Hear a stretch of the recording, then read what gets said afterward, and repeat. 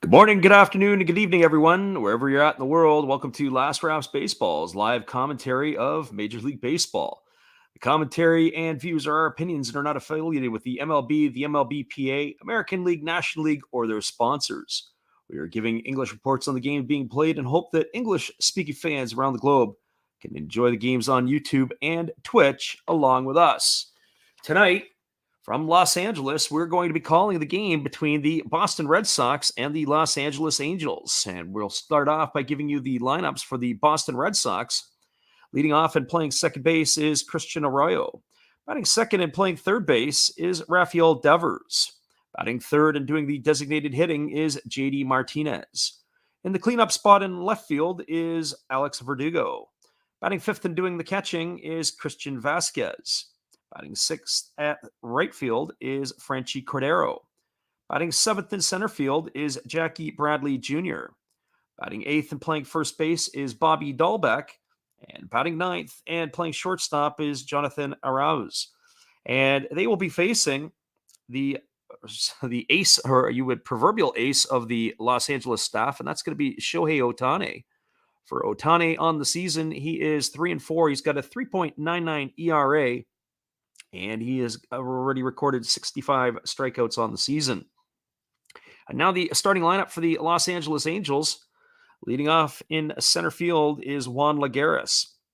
Batting second and doing the pitching is Shohei Ohtani.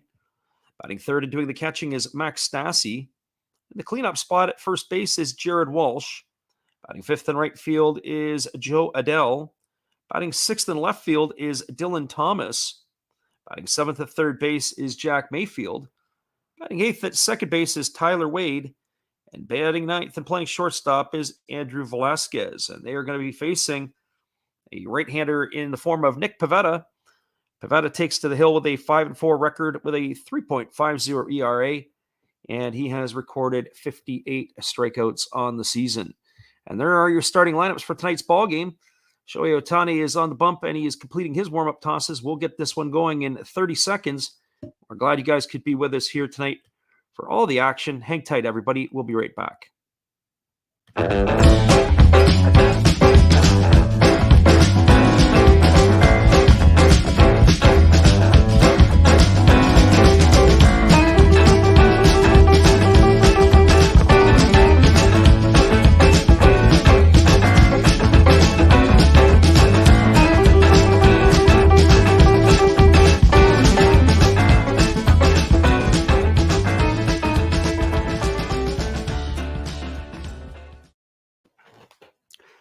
Welcome back, everybody. Shohei Ohtani is completing his warm-up tosses, and we're about ready to get this one underway, and it'll be Christian Arroyo who is coming up to face him first. Arroyo on the season is batting 188. He's got 3 homers and 10 runs batted in. The Red Sox tonight are going to be wearing their dark blue tops and gray pants, and the Angels are in their home whites, and that is the lineup that they're going to be rolling out defensively for the Angels. Around the horn, it is at first Jared Walsh, at second Tyler Wade, at shortstop is Andrew Velasquez, and the third baseman is Jared Walsh. From left to right in the outfield, Dylan Thomas making his Angels debut is in left. In center field will be Juan Lagares. The right fielder is Joe Adell, and the battery is Ohtani and Stassi.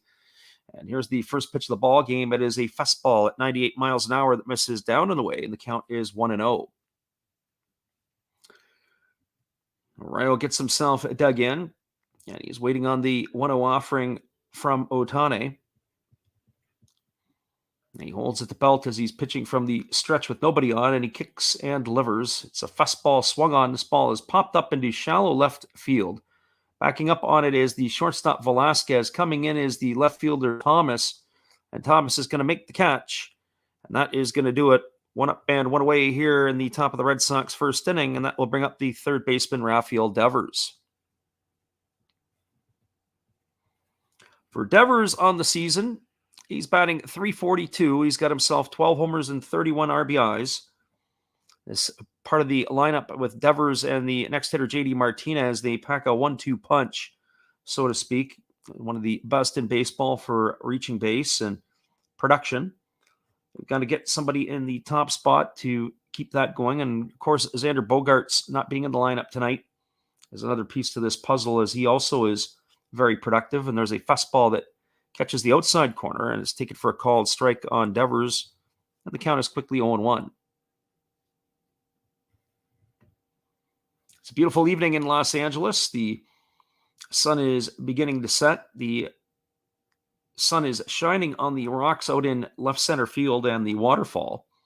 But for most of the infield, the lights are on and it is ready to take effect. And there is a split finger pitch that swung on and missed, and the count is now 0-2 to Devers. The Los Angeles Angels are in the midst of a free fall as they have dropped 14 in a row, and they've fired their manager, Joe Maddon. Phil Nevin, the former 1 overall pick by the Houston Astros many years ago, who played with a number of ball clubs, including the Tigers and Yankees and different ones, but his big years were with the San Diego Padres, is now at the helm of the Angels bench. There's a split finger pitch that's down in the dirt. That runs the count to 1-2. So the Angels are looking to find the right combination to get back on track again, and that is who they've turned to in the interim role, is to give Phil Nevin the opportunity. Nevin was the third base coach last year on the staff in New York. Of course, he took the position in the offseason with the Angels. And here's the 1-2 pitch. It is a split finger pitch, swung on and missed. And Devers goes down on strikes. He is retired for the second out of the inning. And that is going to bring up the designated hitter, JD Martinez. For Martinez on the season, he's batting .353. He's got 5 homers and 23 runs batted in. Martinez is got some decisions to make at the end of the season with regards to his contract. He does have some opportunities to opt out. He bats from the right side against the right-handed throwing Ohtani. He waggles the bat. Now Ohtani kicks and delivers. It's a fastball at 99, swung on and fouled away. And the count is 0-1. Martinez was a Houston Astro at the beginning of his career. And as the story goes, he was down. He revamped his whole entire swing in the offseason. Of course, when he was with the Astros, went to spring training, and actually before he went to spring training, was down in the Venezuelan Winter League and had really had some success. When he came to the Astros camp, they basically let him go 3 weeks into spring training. There was a breaking ball swung on and missed, and the count is now 0-2. Martinez ended up then being picked up by the Detroit Tigers, and he was sent down to their farm team in Toledo, where he had about 6 or 7 home runs in the first 10 days of the season in Toledo. And then once Detroit called him up, he had an absolute explosion and never looked back. But with JD Martinez, the one thing that he said in his swing that he really had to work on was his ability to extend through the baseball. And there's a fastball that misses outside. The count is 1-2. And he had examined swings of Mike Trout, of Ryan Braun, of Miguel Cabrera, and others. And he noticed the one thing that they did better than most was to be able to stay in the contact zone longer than anybody. Being able to extend through the ball and stay on plane with the pitch was able to help him be in the contact zone longer and square up more balls. And there's a breaking ball swung on and fouled away, and the count remains at 1-2. So 1 ball and 2 strikes to JD Martinez. And so in saying that, that's what allowed him to be able to continue to make more hard contact, be able to extend through the baseball, and be able to basically salvage his career, but he was a little disappointed that he didn't get that opportunity in Houston to be able to do it. And what saved him was Dave Clark was with the Detroit Tiger organization as a coach, and there's a breaking ball swung on and grounded to third. It is fielded neatly by the third baseman Mayfield. He throws to first, and Martinez is going to be retired. I'll finish off that little anecdote here in a moment. But for the Red Sox, they go quietly in their first inning. There was no runs, no hits, no errors, and nobody left the board. We're through a half inning. It is the Boston Red Sox nothing. The Los Angeles Angels coming to bat. Stick around, everybody. We'll be back in just a moment. After this, from our friend, Matt Hollis. Well, you got to have an ace in the hole, a little secret that nobody knows. Life is a gamble, a game we all play, but you've got to save something for a rainy day. You've got to learn to play your cards right if you expect to win in life. Don't put it all on the line for just one roll. You've got to have an ace in the hole. Yeah.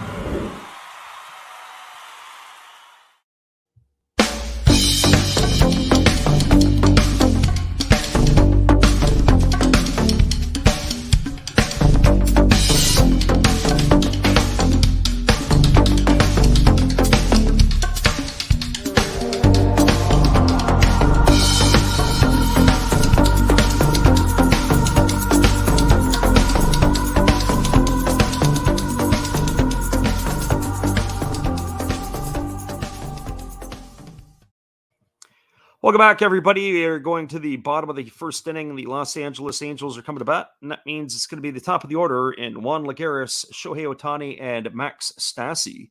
So Lagares, Ohtani, and Stassi to face the right-hander Nick Pivetta. For Juan Lagares on the season, he's batting .286. He's got no homers, no RBIs, and he's going to get things going here for the Angels in this one. He's getting the start in the top spot tonight. And as we mentioned before, it's a different kind of lineup here for the Angels as they've got a couple injuries. They're missing some players. So Lagares, Ohtani, and Stassi to get things going. And Pivetta rocks into the motion, and he's ready to deliver. And there's a first pitch fastball. It swung on. It's hit to deep left center field. Moving back on the warning track is Jackie Bradley Jr., and he makes the catch as he cruises softly into the wall, and with one pitch, there is one away here in the Angels' first inning. And that'll bring up the starting pitcher, Shohei Ohtani. For Ohtani on the season, he's hitting a .242. He's got 11 homers and 32 runs batted in. He started off kind of slowly this year for the Angels, and he has quietly started to pick up the pace. His batting average has been climbing. He's batting from the left side against the right-handed throwing Pivetta. And here's the first offering from Pivetta. It's a fastball swung on and fouled away. It's going to reach the seats over on the third base side, and the count is 0-1 to Ohtani. Ohtani in Japan played his baseball professionally with the Hokkaido Nippon Ham Fighters. And he made his way to North America a few seasons ago. There was a fastball swung on and fouled away. The count is 0-2, and the rage was on with Shohei Ohtani all over the United States and Canada to be able to see him play and to be able to pitch. It was a freak of nature, a two-way star not seen before in many years in Major League Baseball. So here comes the 0-2 pitch from Pivetta. There's a fastball upstairs that swung on and fouled away. And the count remains at 0-2. I got a chance to see Ohtani live myself in the Seattle area his rookie season with the Mariners.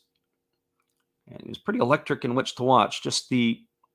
Before the ball game, there would be 5-6 rows of people deep watching him warm up in the bullpen. And there's a breaking ball that misses upstairs, and the count is 1-2.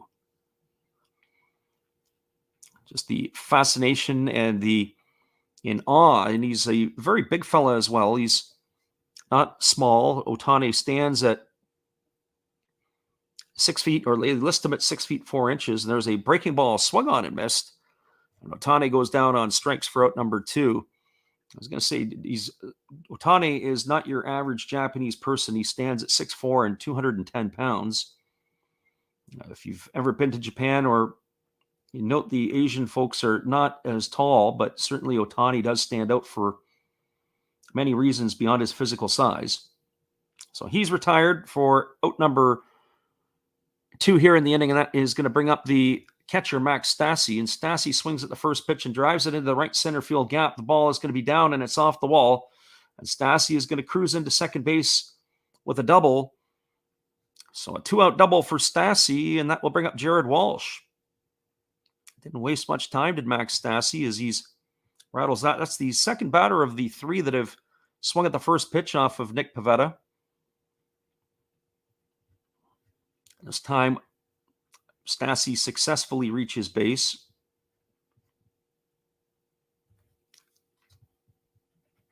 So Jared Walsh on the season, he's batting .248. He's got 10 homers and 33 runs batted in. He bats from the left side against the right-handed throwing Pivetta. Pivetta holds at the belt. He checks the runner, Stassi, at second, and he kicks and delivers. It's a fastball that misses upstairs, and the count is 1-0. So 1 ball and no strikes to Stassi.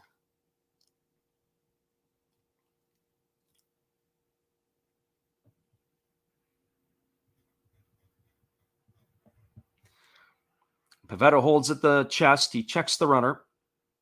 And now he kicks and delivers. It's a fastball taken for a called strike. And the count is 0-1.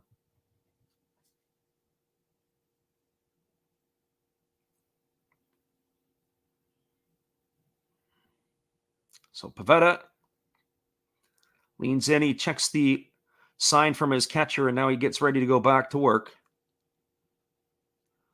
He checks Stassi at second, and now he kicks and fires. There's a fastball swung on, and that is going to reach the seats down the left field line.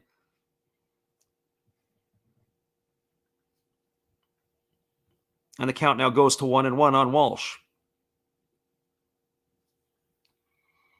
Nick Pivetta is joined the Boston Red Sox a few seasons ago. He originally was drafted by the Washington Nationals. He was involved in a trade that sent Jonathan Papelbon to the Phillies. And of course, Pivetta then was later subsequently dealt to the Boston Red Sox. This is his 3rd season with the Red Sox. He came over in 2020. And by all accounts, it looks like he may have sorted some things out. He gives them a bit of a workhorse. He's going to probably, I would say, log between 175 and 200 innings this year, maybe more. He has the capabilities of more. He had 164 innings back with the Phillies in 2018. There's a 2-2 pitch that is a breaking ball taken for a called third strike. And Walsh is retired, looking here for out number 3 in the first inning. So for the Angels in their half of the first, they had no runs, 1 hit, no errors, and 1 runner left aboard. We're through 1 complete. It is the Boston Red Sox nothing, the Los Angeles Angels nothing. Stick around, everybody. We'll be back in just a few minutes. We appreciate you guys being here, and we'll be back with the call of the top of the second inning after this from our friend Steve Rademacher. Hello, guys. Thank you for joining Freddie here on his baseball game. And I'm Steve Rademacher, and my channel is really all about everybody, including all my international friends. We have such stuff as non-sport packs from Canada, the OP Cheese. We have the Greek Freak. We have money from around the world. We have Lira. We have Yen. We have francs. We have pounds. We have Deutschmarks. We have all kinds of cool stuff like that. We even have some cooler things like Japanese women wrestlers and OPC baseball cards where I cannot read the back. We even have unopened material like the royal family, I know it's backwards, from London, England. Thank you for watching. Back to Freddie. Appreciate you there, Steve. We'll be back in just a couple moments with the call of the top of the second inning. Hang tight, everybody. We're glad you're with us.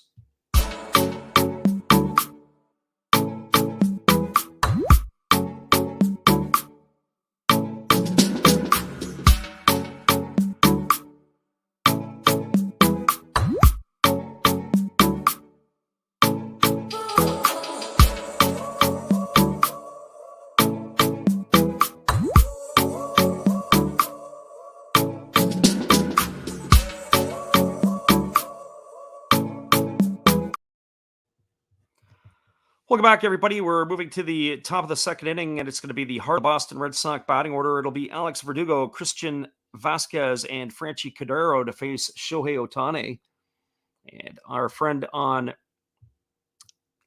is popped in is Sauce-Up Game. He's on Twitch, and he asks what's going on. And he says, are the Angels going to end the losing streak tonight? And I would say that they've got the right guy on the mound to do it.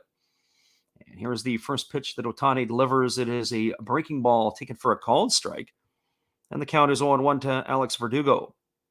Verdugo's hitting .246 on the season with 3 homers and 28 RBIs. And here comes the second offering. We've also got the hobbyist in the house, and we appreciate him for popping in. Chris has jumped in to say hello.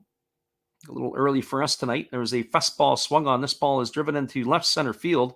This ball is going to get down. It's in the gap, and it's up against the wall. Lagares picks it up, and cruising into second base with a leadoff double is Alex Verdugo. So Verdugo's aboard with a leadoff double, and that is going to bring up Christian Vasquez. The hobbyist says, also giving us some love here on Twitch as well. He says, go Angels or Red Sox. Well, this game here, it's been tough for the Angels. They are looking to snap their losing streak. They have dropped 14 in a row. Not to mention that they have fired their manager in the process. And so that brings up Christian Vasquez. Vasquez is batting .285 on the season. He's got a couple of homers and 23 runs batted in. We'll see how they face this against Ohtani as Verdugo is jockeying with him at second base. And the first pitch to Vasquez is a fastball swung on and fouled right back off the mask of Max Stassi. That runs the count to 0-1. And, of course, the fellow catcher Vasquez goes immediately to check on his opposite number. Our friend the hobbyist says, I know you have, how do you lose that many with Ohtani and Trout? Well, some of it is also not just Ohtani and Trout, but it's also having some injuries and key injuries, guys that are out of the lineup. There's no David Fletcher in the lineup tonight. There's no Anthony Rendon in the lineup tonight. And here's the pitch from Ohtani. It's a split finger pitch that misses down, and the count is 1-1. So certainly having those opportunities or having those players that are out of your lineup start to take a toll. Sure, one player doesn't make a ball club, but multiple ones. And then they've also got in their lineup, Taylor Ward is out of the lineup as well. He's on the disabled list. So a number of different players that are out of the lineup, and that hurts. You can't have that many guys out. And, of course, their pitching has long been suspect. They've signed Noah Syndergaard, but their offseason with their starting pitching has never really been fully addressed. There's a breaking ball that misses outside, and the count's now 2-1. So Ohtani is going to have to stop the bleeding here tonight. Looks like he's having some difficulties. They've gone to the push system where they're not giving the traditional signals. And Ohtani is having to cover his right ear with the glove to listen in to see what the signal is going to be. So here comes the 2-1 offering, and it is a fastball swung on. It is grounded to the right side. It's a good piece of hitting by Vasquez. It's fielded by the second baseman, Wade. He throws to first. It's going to be a ground out 4-3. But that is going to advance the runner, Verdugo, over to third. And that will bring up the right fielder, Franchi Cordero. Now, curious to see how that operates sometimes. There is not a lot of bunting in Major League Baseball, and certainly the players, when they come up to the plate, what is their approach at the plate? And Arroyo does get the job done by hitting behind the runner. Boston Red Sox fans would appreciate those type of things because that's what they would do. If this was Fenway Park, whether it would be the home team or the visiting team, they would applaud good baseball. So here comes the first offering to Cordero, and it is a first pitch, split finger pitch swung on and missed. The count is quickly 0-1. For Cordero on the season, he's batting .230 with 3 homers and 18 RBIs. The Angels have 3 fielders to the right side of the infield. The infield is drawn in. They're going to take a shot at the plate. The runner, the third baseman, is in a normal position at third. So there is a large opening in the 6 hole as there's no shortstop, and the third baseman is relatively close to the bag. And Cordero squares to bunt. And there is a fastball that misses upstairs, and the count is 1-1 strike. Cordero has had some decent play as of late. He was involved in the trade that had sent Andrew Benintendi packing to the Kansas City Royals. But he has been up and down, has not found a regular place in the Red Sox lineup. And there is a fastball swung on. It breaks the bat. It's grounded slowly to second. It is fielded by the second baseman, Wade, who throws to the plate. And it's in time to get Verdugo. That's going to go down as a fielder's choice. It'll retire Verdugo 4-2 for the second out of the inning. And it was well done. It was a broken bat. The bat was sawed off. In fact, the bat almost went as far or further than the ball. The barrel, that is. And it was fielded neatly as the second baseman had to avoid all that extra stuff. The barrel actually went back towards Otane, and he had to get himself out of the way, and Stassi is applying the tag. We're going to look at the replay. I wonder if they'll challenge this. And that is going to be looked at, I'm sure, but I think that the throw did beat the runner in time. They are looking at the replays here. I think the call is the right one, and it'll probably stand. And they're not going to review that one. The Angels have given up the run, or the Red Sox are not going to challenge that, as the Angels have retired the out. And that is going to bring up the center fielder, Jackie Bradley Jr. So for Jr. on the season, he's hitting .228. He's got a homer and 20 RBIs. It's his second tour with the Red Sox. He swings at a first pitch fastball and fouls that away. The count is quickly 0-1. So Cordero is now the runner at first base with 2 away after that fielder's choice.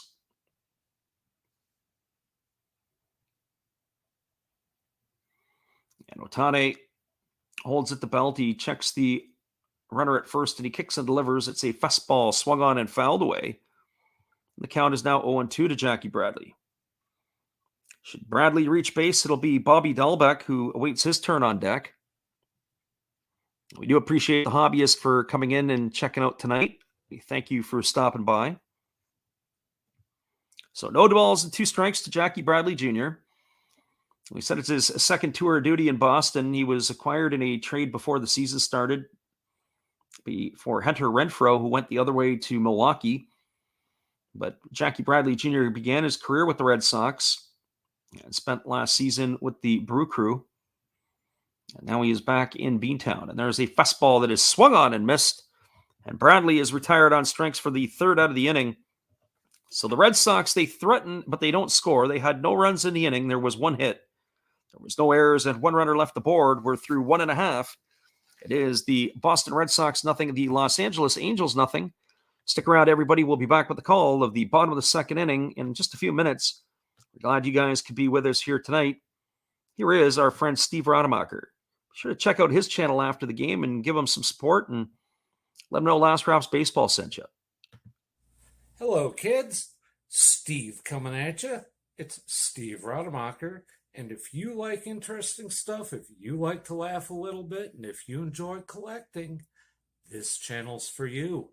If you like non-sport cards, we have them.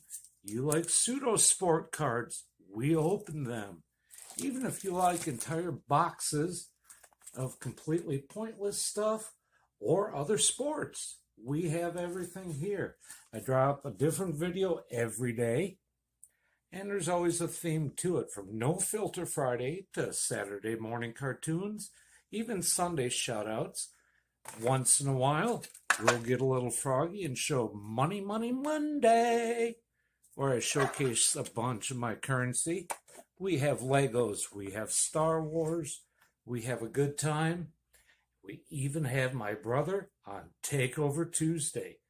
Be there or be square. Back to Freddy. Appreciate you there, Steve, and your support of the channel. And in turn, we like to support Steve Rademacher. Don't forget to check him out after the ball game. We'll be back in 30 seconds with the call at the bottom of the second inning. Hang tight, everybody.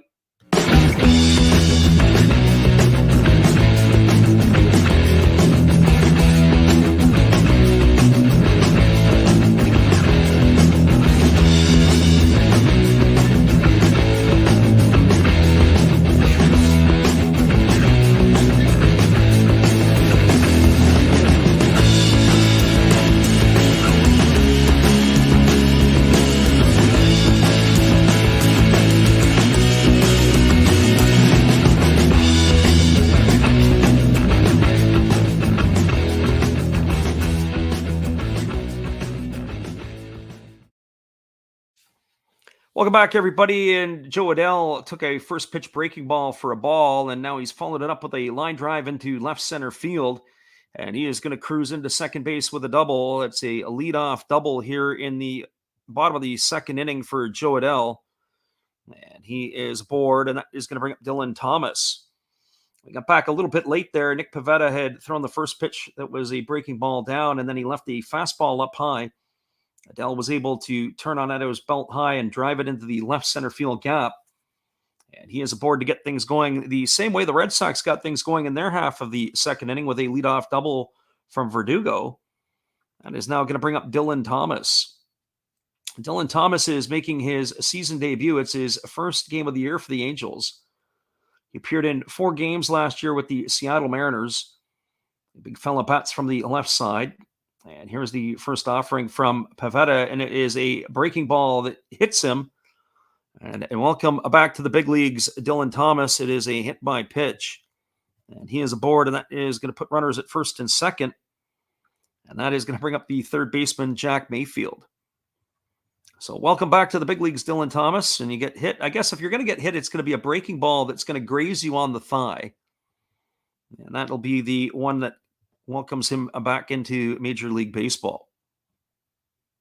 So Thomas is aboard at first. The runner at second is Joe Adell. And that'll bring up the third baseman, Jack Mayfield. Mayfield's struggling a little bit at the plate this season. He's batting .206. He's got a homer and 6 runs batted in. And Nick Pivetta does a spaghetti move towards second base or an inside move, and back to the bag goes the runner Adell.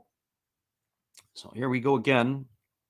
They're wanting to keep that runner close at second. So Pivetta holds at the chest. He checks the runner Adell, and now he kicks and fires. It's a breaking ball that misses upstairs. And the count is 1-0 to Mayfield. As we do the Japanese calls, this would be a perfect situation to drop a bunt. Now, we often watch the differences between Major League Baseball and Japanese baseball. They have the middle is in double play depth. They are in on the corners, so they are concerned that he may square to bunt. And again, Pivetta does that inside move, and again, Adell is moving back to second base. They're looking for the early break of the hands from the batter here. And so by Pivetta going into his leg kick and even moving back towards second, they're trying to see if he's going to break his hands to square to bunt, but he showed no sign the first time. Here's a breaking ball that catches the outside corner. And the count is now 1-1 to Mayfield. Tyler Wade will be waiting his turn on deck as they are in the bottom third of the batting order for the Angels. Mayfield batting from the right side against the right-hander Pivetta. Pivetta holds at the chest.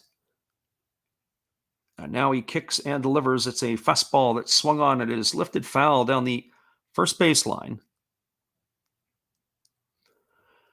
And the count is 1-2. So 1 ball and 2 strikes.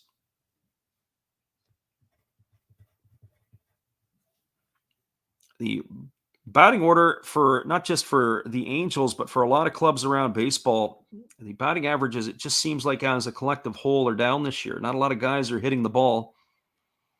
The Angels only have 1 player in tonight's starting lineup hitting over 250, and there's a breaking ball that misses outside. The count runs to 2-2. And Pivetta sure doesn't like that call. He looked at the umpire, he shakes his head and doesn't know where that pitch was.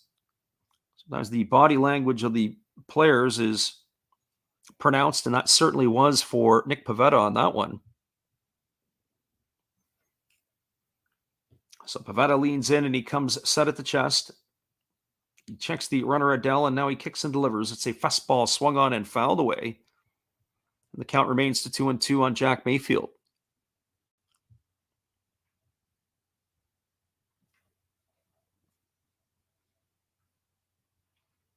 So 2 balls and 2 strikes. We were saying there was only 1 hitter, and that was Juan Lagares, who entered tonight's game hitting 286. Who was hitting it north of 250. There's a breaking ball that swung on, and it's tapped foul behind home plate. Keeps the count at 2-2.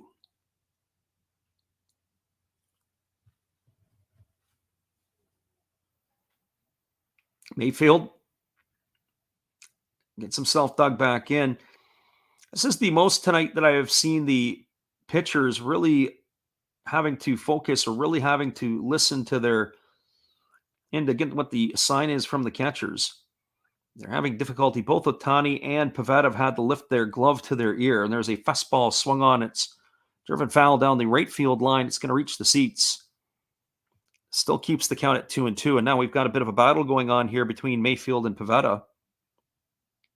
So this is about to become the 8th pitch of the at-bat. The runner at second is Adele. The runner at first is Thomas. There's nobody out here in the bottom of the second inning, and here comes the 2-2 offering to Mayfield, but instead, again, he does an inside move, and nobody is there as Pivetta is just keeping a close eye on the runner at second base. Now, Pivetta holds at the chest, and he's ready to deliver again. There's a breaking ball that misses up, and again, Pivetta not happy with the call, and now he's giving it to the home plate umpire. That pitch there, and Alex Cora's got his arms crossed. That runs the count to 3-2. The home plate umpire is Charlie Ramos tonight. And that pitch looked pretty good, and he has taken quite a bit of heat. That's 2 pitches now to Jack Mayfield. And Cora is really giving it to him from the bench as well. And we have to say on the replay, that pitch looked fairly decent. It's not like Pivetta has been missing egregiously tonight. Here comes the 3-2. And there is a breaking ball. It's taken for a called third strike. And Mayfield had started to go to first base. It was pretty much the same pitch as the last one. And that time he is retired for strike 3. And that's going to bring the ire of the Angels dugout. So the pitch right there that was the 3-2 pitch looked like it was a better pitch than the other breaking ball that he rang him up on at 3-2. So the home plate umpire Ramos is having some struggles of his own tonight. And that is going to bring up the second baseman, Tyler Wade. Around the topic of the umpires, around the diamond tonight, it's Chris Conroy at first, Carlos Torres is at second, and Corey Blazer is the third base umpire. So here comes the first pitch offered to Tyler Wade. And Wade squares the bunt, and it's a fastball taken inside at the knees for a called strike, and the count is 0-1. So it looks like we're going to have one of those nights. Could be fireworks from the managers if the home plate umpire is going to be a bit erratic. So no balls and 1 strike to Tyler Wade. Phil Nevin, of course, in his day was known to be a bit of a hothead. There's a breaking ball that is swung on and fouled away. The count is 0-2. Be interesting to see how he handles himself as a manager. Of course, he's in the interim basis. But right now, the Angels could use any type of fire because they are struggling, looking for a win to break this losing streak. So here comes the 0-2 offering, and Pivetta kicks and delivers. It's a fastball swung on and fouled away. The count remains at 0-2 to Wade. Wade on the season has 1 homer and 8 runs batted in, as he's hitting in the 8th spot tonight. Wade will be followed by the shortstop, Andrew Velasquez. They do have some speed at the bottom of the order. There's both Wade and Velasquez can run a little bit. They'll be difficult to double up. There's a breaking ball that misses down, and the count is now 1-2 to Wade. So 1 ball and 2 strikes.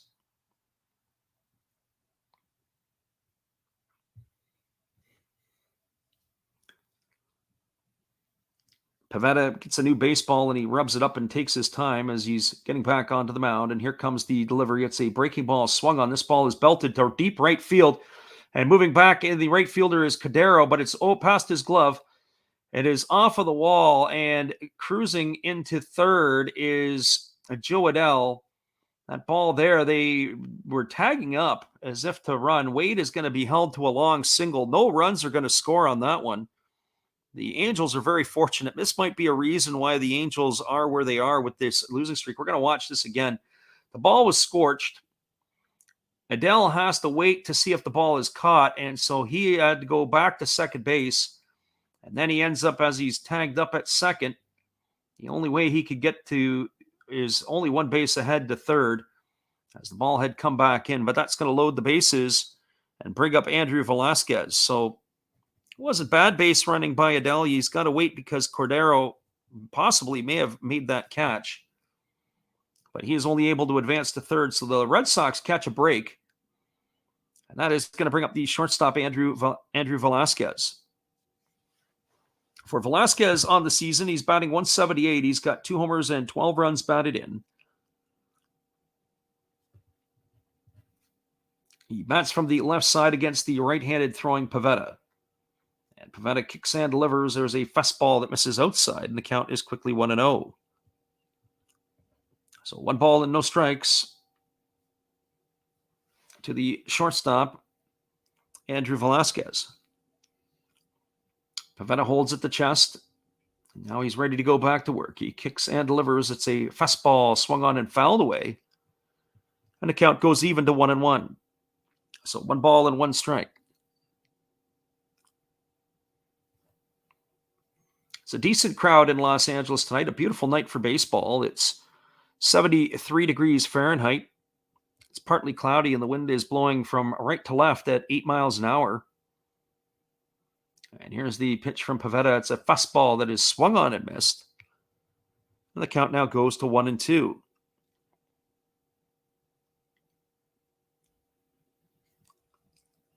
So 1 ball and 2 strikes to Andrew Velasquez.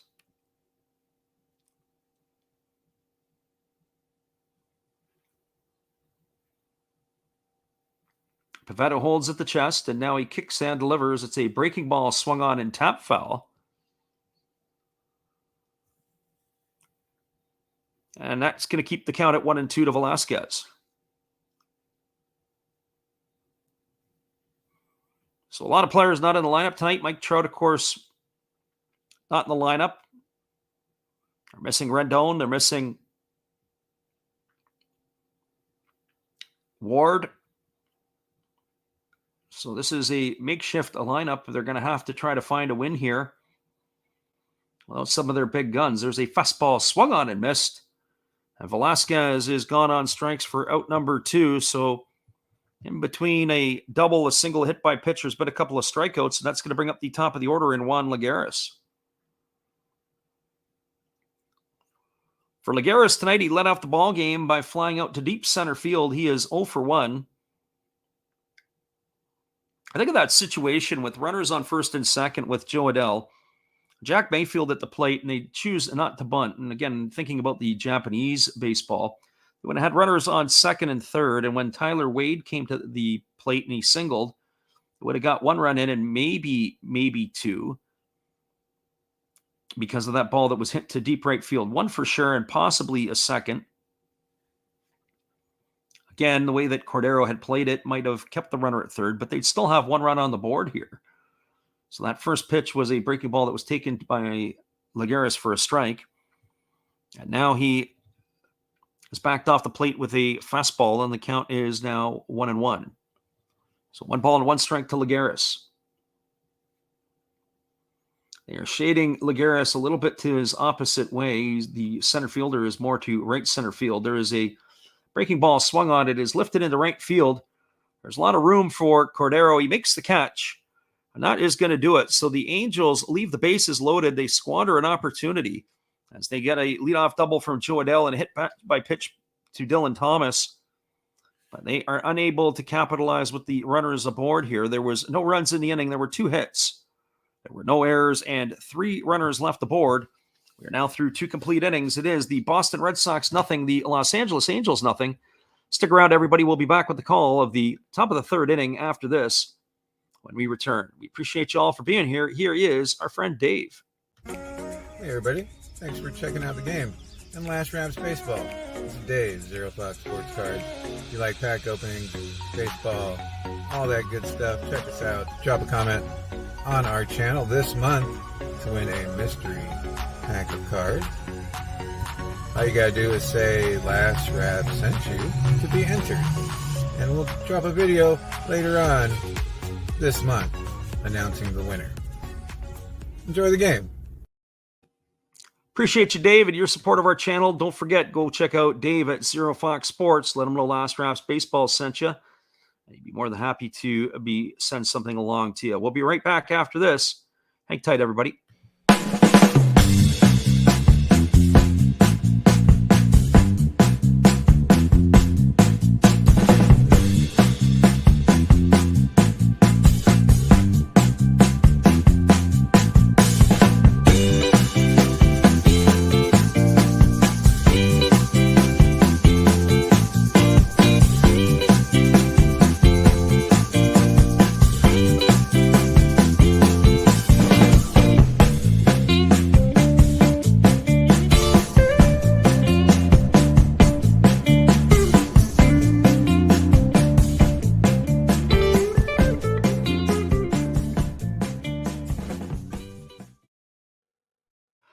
back, everybody. We're at the top of the third inning, and it is going to be one hitter coming up for the Red Sox. That's going to be Bobby Dahlbeck, Jonathan Arauz, and Christian Arroyo to get things going for the Red Sox in the top of the third.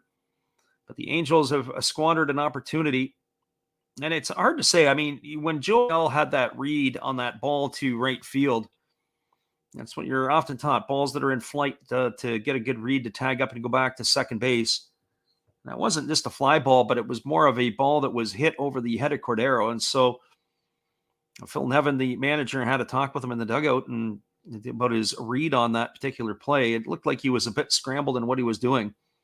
There was a fastball that misses upstairs, and the count is 1-0 to Bobby Dahlbeck. For Dahlbeck on the season, he's batting .190 with 3 homers and 13 RBIs. Dahlbeck is a fourth-round pick back in 2016 from the University of Arizona. And he has predominantly been playing first base these days as he takes a breaking ball inside for a called strike, and the count is 1-1. Dahlbeck, though, struck out at an alarming rate the first year in the big leagues when he was started in the 2020 season, although he did hit 8 homers and 80 at-bats. Last season, he followed up with 25 homers and 78 RBIs. He was able to pull his batting average up to 240 as he was the Rookie of the Month in August of last year. But he has yet to regain any of that form. He is batting .190, and he's still striking out at a clip. He's got 44 strikeouts in those 142 at-bats. He took a breaking ball outside, and the count's now 2-1. So 2-1 to Dahlbeck. Here's the pitch from Ohtani. It's a fastball swung on, and it is bounced right through the 6th hole past the diving shortstop Velasquez. And that is a single. It was a well-struck ball, a one-hopper right past the diving shortstop. It's going to get into left field, and Dahlbeck is aboard with a leadoff single here in the top of the third inning. It'd be a great response from the Red Sox in the event that they could get a run here. It would really hurt, be a momentum swing, because the Angels left the bases loaded in that third inning. So that is Jonathan Arauz who comes to the plate. He's 0 for 7 on the season. He hit .185 with the Red Sox last year with 3 homers and 12 RBIs. He squares to bunt, and it's a breaking ball that misses inside. And the count is 1-0. So 1 ball and no strikes. We're going to see if the Red Sox want to play some small ball here, as their shortstop was squaring to bunt. Rose waggles the bat. He's waiting on the 1-0 offering from Ohtani. Ohtani holds at the belt, and now he kicks and delivers. It is a fastball swung on and fouled away. And the count is now 1-1. So 1 ball and 1 strike.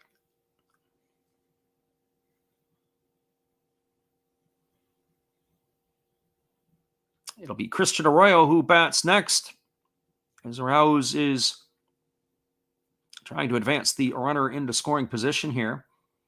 So 1 ball and 1 strike. They're still cautious, are the Angels, as they've got the third baseman Mayfield playing in. Field is in double play depth. Arauz does move fairly well. So here comes the 1-1 offering. And Ohtani delivers, and starting to pull back was the shortstop Arauz, and he pulls back to swing, and he ends up hitting the ball foul down the left field line. It was a kind of a poor attempt at a slash. It looked like at first he was going to start to bunt, and then he just, as he moves forward, pulls the hand down the bat and ends up swinging. It's sort of a slash, but looked like he was confused what he wanted to do himself, and that's going to run the count to 1-2. So 1 ball and 2 strikes to Arauz. Now he's waiting on the offering from the right-hander Ohtani, who holds at the belt, and instead Ohtani flips a token toss over to first base. Getting back easily is the base runner Dahlbeck.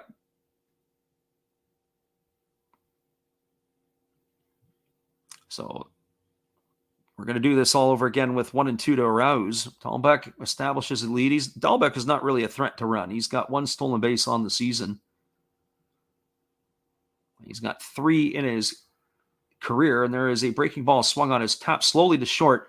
Charging hard is Velasquez. He makes the play. He throws to first, and that is going to retire Ouz. That's going to go down as a ground out 6-3. It was his only play. Advancing to second base is Bobby Dahlbeck, and that's going to bring up the top of the order in Christian Arroyo.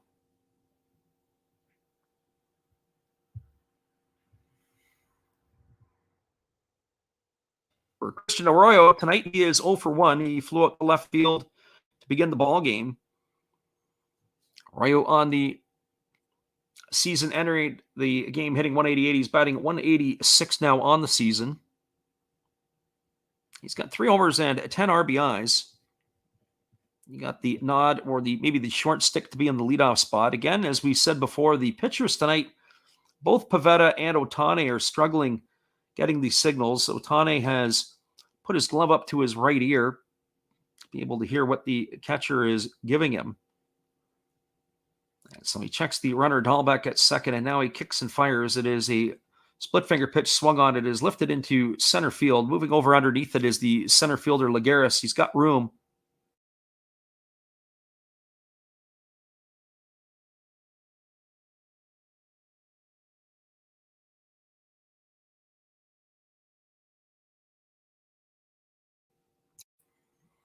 For Devers, tonight he is 0 for 1. He's seen his average dip to 340. He struck out his first time up against Shohei Ohtani. And again, Ohtani's got the glove up by his ear and trying to listen to the signals that are being given. You'll see on the catchers, they got a little push button that's kind of on their right knee. And they push the buttons and it conveys a signal to the pitcher. There is a breaking ball that is swung on and tap foul. Count is 0-1, and it lets the pitcher know what exactly they want to throw. I wonder how long this will last in Major League Baseball. Sometimes we see things, and it's kind of gimmicky. Obviously, they do it when there's runners on second base, but they've been doing it tonight when there haven't been runners on as well. There's a lot of issues with sign stealing and people concerned about sign stealing with all the technology that exists in the ballparks today. So here comes the 0-1 pitch. And there's a fastball that's swung on and missed. That runs the count to 0-2 on Devers. At the end of the day, the pitchers still have to make their pitches and the hitters still have to hit them. So whether the pitch is inside or outside or up or down, or whatever pitch that you're going to throw, they still have to be able to make the pitch. So 2 strikes it is. I think of that when it's specifically when they have bunt situations, when teams come up and they start to square early. There's a fastball that misses down in the dirt. A good block by the catcher Stassi to keep it in front. Keeps the count at 1-2 strikes. So 1-2 strikes to Devers. The runner at second is Dahlbeck. There is 2 away here in the top of the 3rd inning. Ohtani again, as everything slows down, it's out of the rhythm, and he's got his glove up to his ear. He's using his hand to cycle for the sign to be redone, and Stassi is again playing with the numbers on his knee. Seems to be taking forever, and of course Ohtani is struggling, and it's a difficult thing. You certainly don't want to cross up your catcher.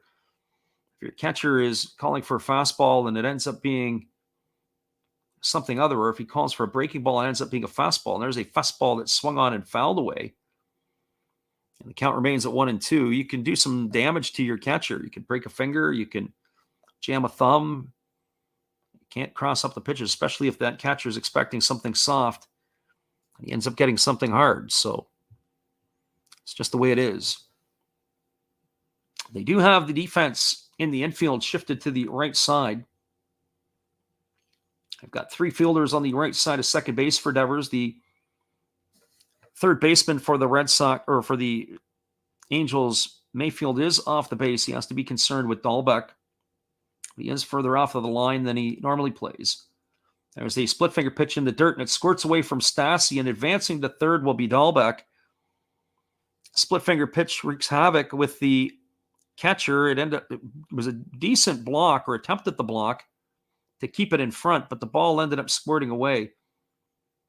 As it squirted away from him, he had to chase it down up the first baseline, and Dahlbeck has now advanced to third. That's going to go down as a wild pitch. So Dahlbeck is at third. And it's 2 balls and 2 strikes to Rafael Devers. Ohtani holds at the belt, and now he's ready to kick and deliver. He kicks and fires. And it's a fastball, swung on and missed. And Devers is gone. That last pitch was at 101 miles an hour. And Ohtani blows it by the batter Devers for out number 3. So the Red Sox threatened in their half of the inning. There was no runs, 1 hit, no errors, and 1 runner left the board. Bobby Dahlbeck was stranded at third base, and so we're now through 2.5. It is the Boston Red Sox nothing, the Los Angeles Angels nothing. Stick around, everybody. We'll be back in just a few minutes for the bottom of the 3rd inning. We'll give you our friend Steve Rademacher again. Be sure to check out his channel after the game. Here's Steve. Domo arigato. Sorry if I mispronounced that. I'm new at this. Thank you for watching Last Raps Baseball. Tell all your friends and family to come check him out, ask some questions during the telecast, and give him a good sub and a thumbs up. And this is Steve coming back at you, and some new things on my channel. Star Wars figures that everybody likes. We have Mad magazines from the 1970s. We try to avoid the Noid. And for your pleasure, once in a while, we can open up Michael Jackson if you want, the cards. We have Elvis. We have Sadahar O. We love everything that is everything, so we even have the Beatles fighting with lightsabers. Look at that, John and George. Once in a while, we'll even have my brother take over my channel on a Tuesday. So once again, everybody tell your friends, come see Freddie at Last Raps Baseball. And right now, I'm going to kick it right back to you, Freddie. Thanks again, Steve. We appreciate you and your support of the channel. And in turn, we like to support Steve Rademacher. Be sure after the game, go check out Steve. We'll be back in 30 seconds with the call at the bottom of the 3rd inning.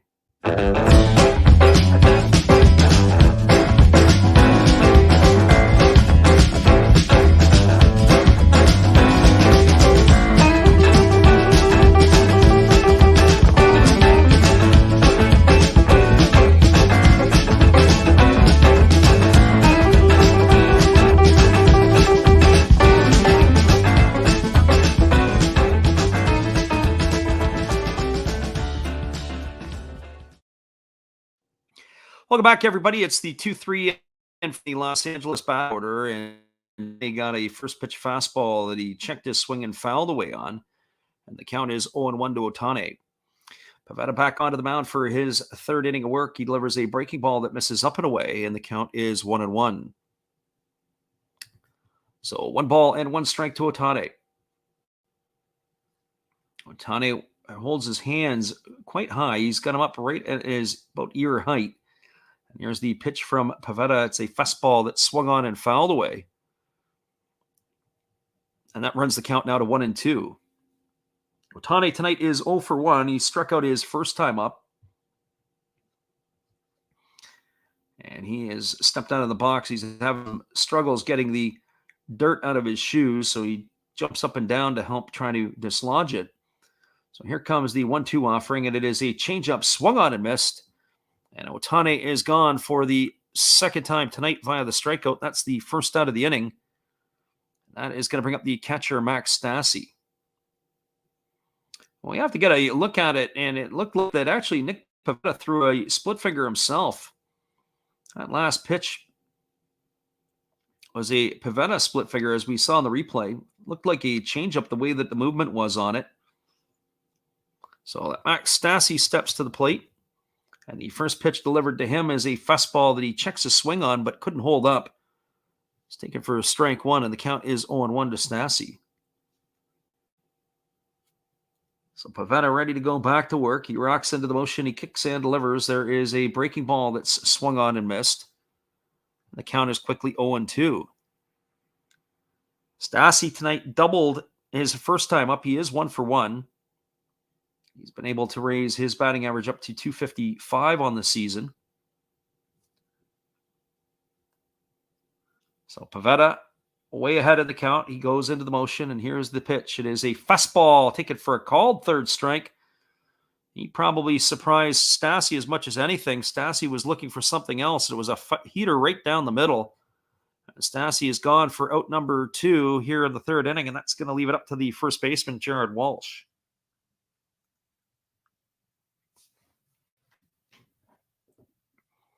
For Jared Walsh, he's 0-for-1 tonight. He struck out looking to end the first inning. Walsh's season average he's hitting 246. There's a fastball that's lifted down the left field line, and it is going to cruise foul into the seats. As a man with an Ohtani jersey has made the catch of that one. So Jared Walsh is behind the count at 0-1. And again, Nick Pivetta is struggling to get the signals. I don't know why they're giving the signals from digitally or through the electronic means when there's nobody on base. There's the fastball that swung on and fouled away. The count is 0-2. And as we said, both pitchers, Ohtani and Pivetta, have to take their glove up to their ear almost to hear where that's at. And in terms of what the sign is or what the signal is, they're having difficulty getting the relay. So here comes the 0-2 pitch. There's a fastball swung on his tap softly over to first base side. Pivetta picks it off on the ground, and he takes it all the way to the base himself. It's going to be a ground out to 1 to end the inning, and that is going to do it for the Angels in their half of the third. So they go quietly. There was no runs, no hits, no errors, and nobody left the board. We are now through 3 complete innings. It is the Angels nothing, the Red Sox nothing. Our friend Troy is in the house. We'll be back here in just a couple minutes to chat with him. We thank you for joining us here. Here's our friend, Steve Rademacher. Hold tight, everybody. Hello, friends. Steve coming back at you, a clean-shaven Steve.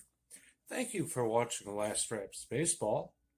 And please continue to support my channel among others, like Another Hollis Build. Awesome commercial. And now I'll show you a few more things that we do have. We have toys, like this bobblehead Star Wars on wheels. We have Noids. We can't keep avoiding them forever. We do have Legos. Love my Legos. We have Origami Folder. Check him out. He's new into this, getting started, has good following already. We have Red Beard Breaks. And we also have these things that, in a pinch, will tell you what your temperature is. So, if you like all of this, and if you like Last Reps Baseball, join all of us. We'd love to have you, and I know you would enjoy us. Thank you, peace, good night, and cheers. Appreciate you, Steve. We'll be back in 30 seconds with the call at the top of the 4th inning. Stick around, everybody. We'll be right back.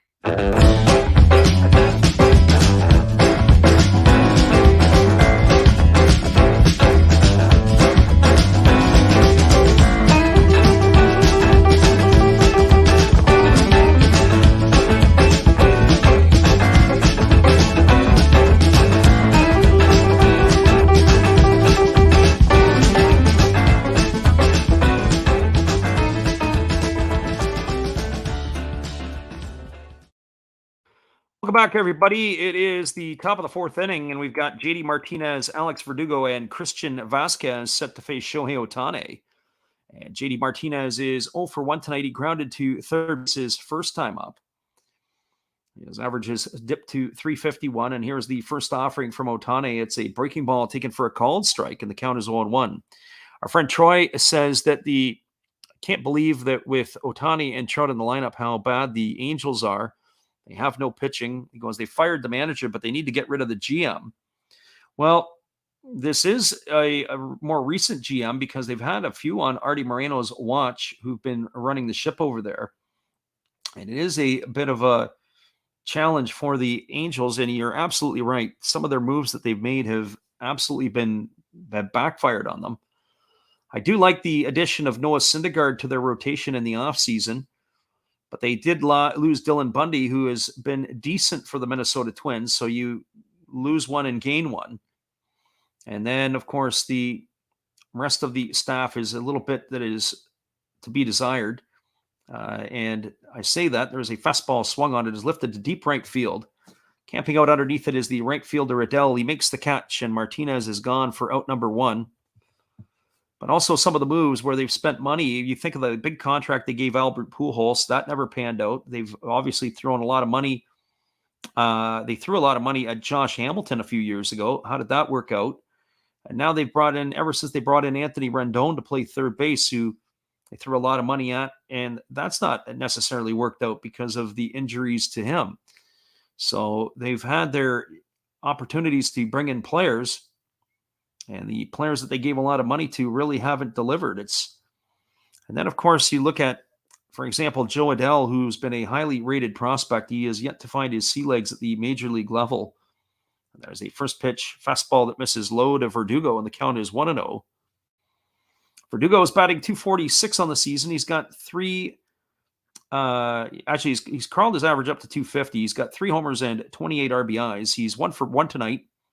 He led off the second inning with a double to get things going, but he was thrown out at the plate on a fielder's choice, and there's a fastball ticket for a called strike, and the count is 1-1. But the Angels, they've got the money to spend. They just haven't spent it wisely.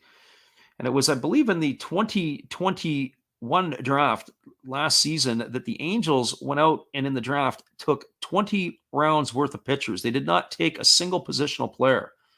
There was a breaking ball that swung on and tap foul, and that's going to run the count now to 1 ball and 2 strikes on Verdugo. Not a single positional player. So probably everybody in the Angels organization that was playing a position had a collective sigh of relief knowing that their jobs were secure for a while longer. But every single draft pick spent on a pitcher, I don't think I've ever seen that before. Of course, now they only have 20 rounds of the Major League Draft. So that is where it used to be 40 rounds, and the era where they used to have the unlimited rounds. Drafting 20 pitchers in the first 20 rounds would be unheard of at any level. There's a breaking ball that misses down, and the count now runs to 2-2 on Verdugo. So 2 balls and 2 strikes. Verdugo has got a big gold chain around his neck. He bats from the left side against the right-handed throwing Ohtani. I often wonder sometimes how some of the ornaments, I say ornaments, that the players have, how it kind of affects them. You got this big, thick gold chain. It's dragging around your neck, how you run in the bases and everything else. And we're not talking about a little one. We're talking a big, thick one with compelled with another necklace. As there is a fastball that backs Verdugo off the plate. The count is now 3-2. I wonder what the weight of that would be if you put it on a scale. So 3 balls and 2 strikes to Verdugo. There's one away here in the top of the 4th inning, and Ohtani nods in agreement with his catcher Stassi, and here comes the offering. It's a fastball swung on. This ball is belted to right field, but this ball is going to be playable for Joe Adele, and he's got room, and he's going to make the catch. And that is going to retire Verdugo for the second out of the inning. 2 fly balls to Joe Adele, and that is going to bring up the catcher, Christian Vasquez. For Vasquez tonight, he is 0 for 1. He grounded to the second baseman his first time up. He is 0 for 1. He was the only player that entered tonight's game batting north of 250. His average has slipped to 283. Check that. That's the Angels were the only team tonight with 250 or more. The Red Sox have quite a few players hitting more than 250. There's a fastball swung on it. It's grounded over to short. It's fielded by the shortstop, Velasquez. He throws to first, and that is going to retire Christian Vasquez on a ground out 6-3. So Vasquez to Velasquez is how the inning ends. And so there were no runs, no hits, no errors, and nobody left the board for the Red Sox in their half of the 4th inning. We're now through 3.5. It is Boston nothing and the Angels nothing. Stick around, everybody. We'll be back with the call at the bottom of the 4th inning in just a couple minutes. Here is one of our Did You Knows, and it happens to be of Bobby Dahlbeck.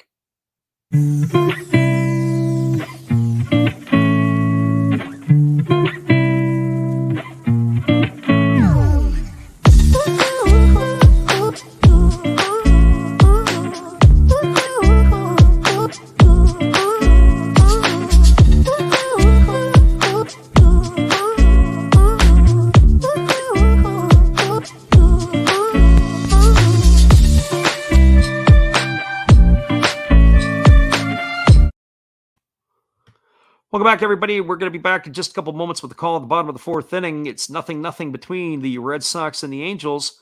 Hang tight. We'll be right back with you.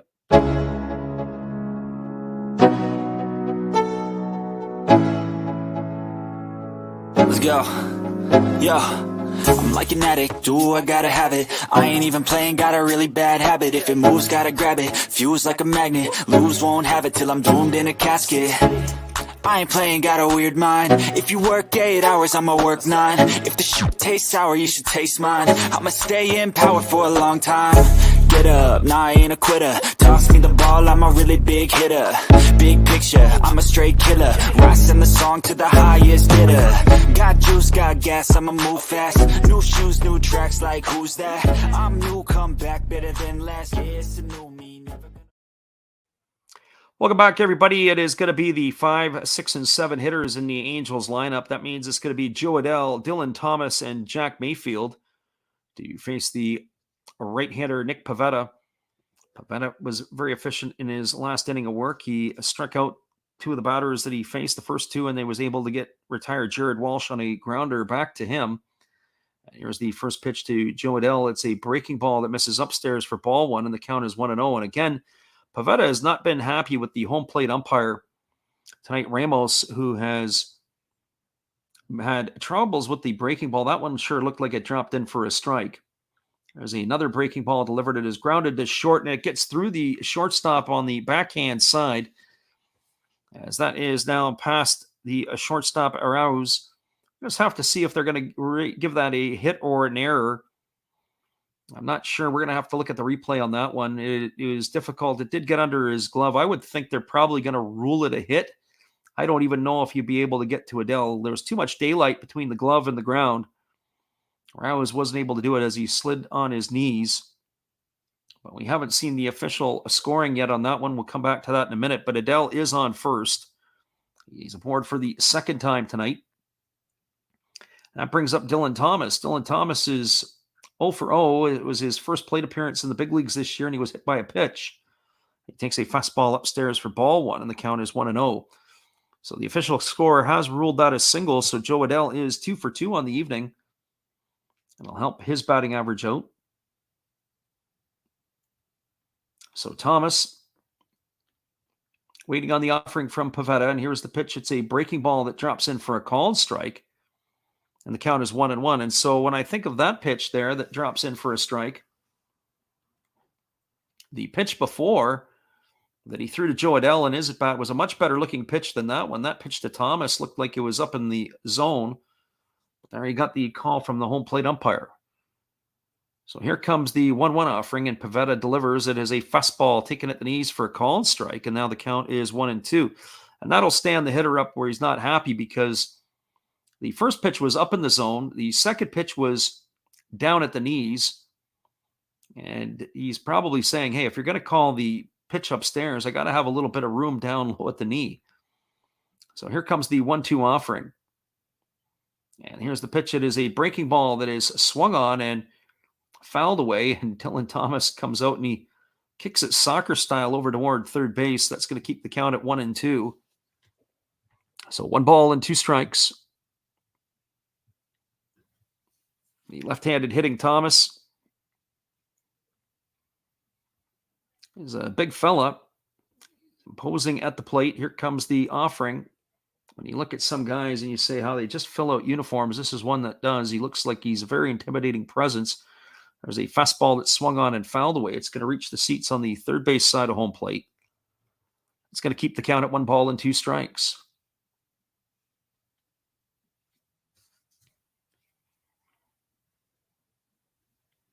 So Pivetta takes his time. He gets onto the rubber and he checks the runner Adele at first base. He holds set at the chest.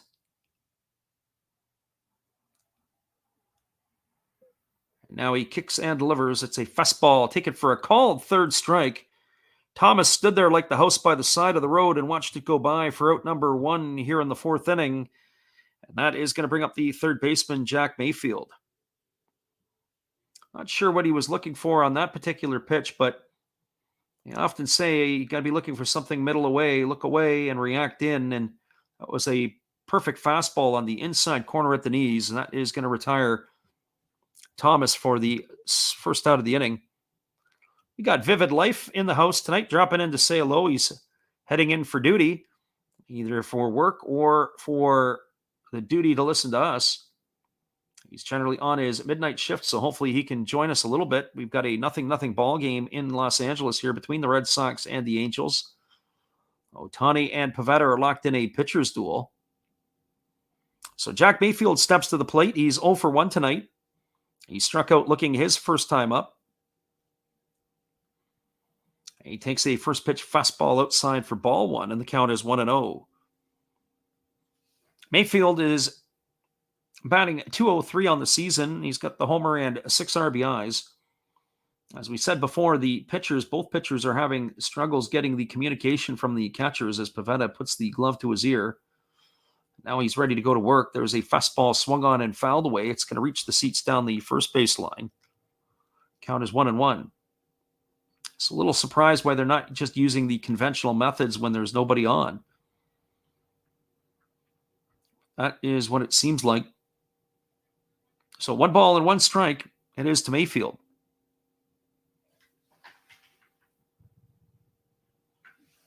And here's the offering from Pivetta. It's a fastball swung on. Is lifted into shallow right field. Adele was off to the races, and he has to return all the way back to first base, and he slides in safely. The ball is caught by the right fielder, Cadero, and that is going to retire Mayfield for the second out of the inning. So with 2 away, that brings up the second baseman, Tyler Wade.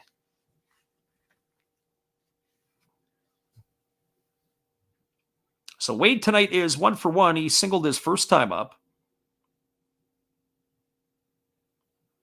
His average has been risen to .221 on the season. Pivetta holds at the chest, and now he's ready to deliver the first offering to Wade. The first pitch is a fastball that misses down and in, but it is fouled off by Wade, and the count is 0-1. And I say misses down and in. The pitch that was delivered, the catcher, Vasquez, wanted the pitch up and away, and the pitch ended up being a fastball in on the knees, so it was a bad miss by Pivetta. And he got lucky on that one as the batter fouled that one off. So here's the 0-1. There was a fastball that swung on and fouled away. Again, Joe Adele was off to the races. That's going to run the count to 0 balls and 2 strikes.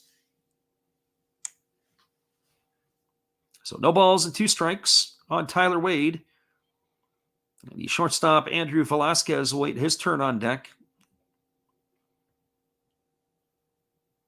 So Jinxie the Cat pops in. He says, stood there like the house by the side of the road. A tribute to Ernie Harwell. Absolutely.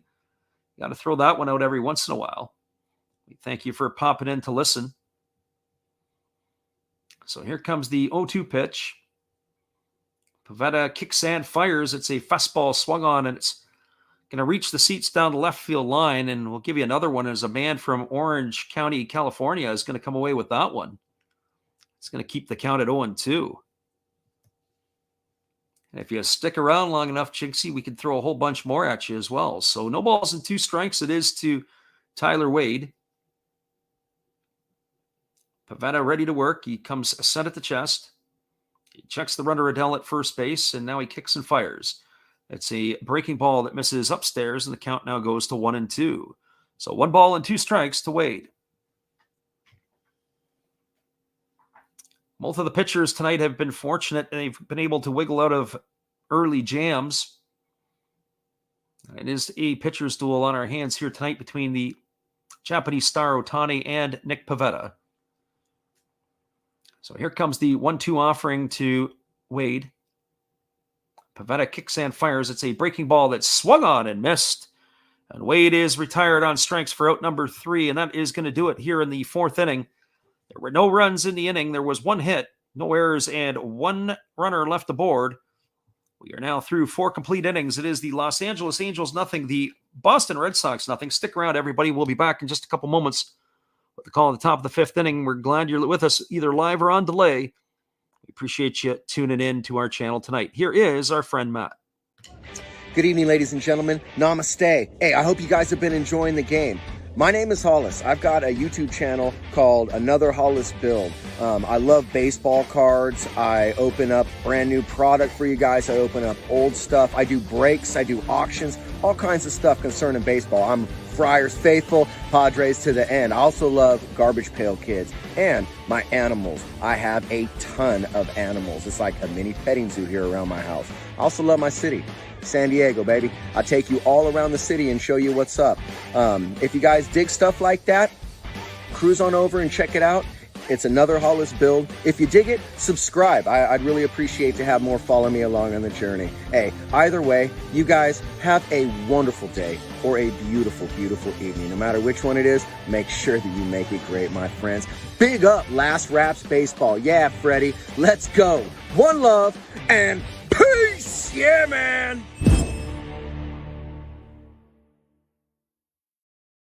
Appreciate you, Matt Hollis, and your support of our channel. Be sure to check out Matt after the game. We'll be back in 30 seconds with the call at the top of the 5th inning. 0-0, Red Sox and Angels.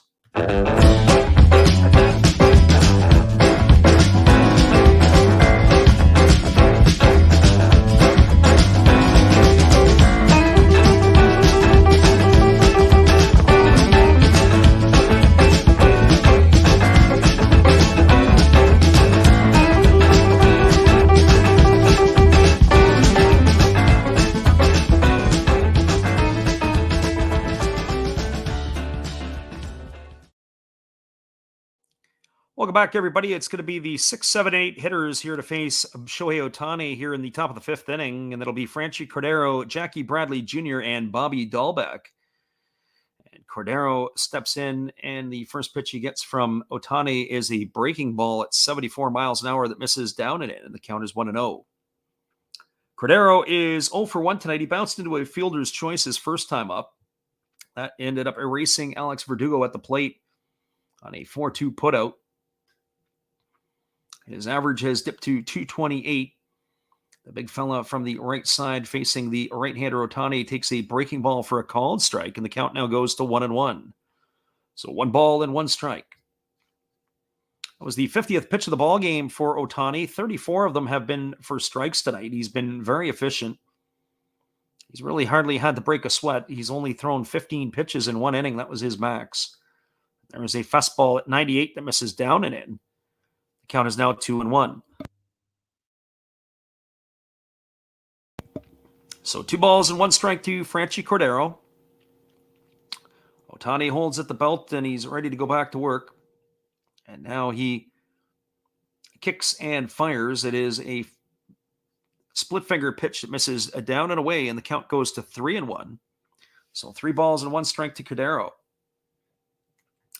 They've not really had the power from Cordero that they would have expected. They thought when they brought him in that he would be a major power source on the lineup. Cordero's had his challenges to stay at the big league level. He's been on a shuttle up and down from Pawtucket.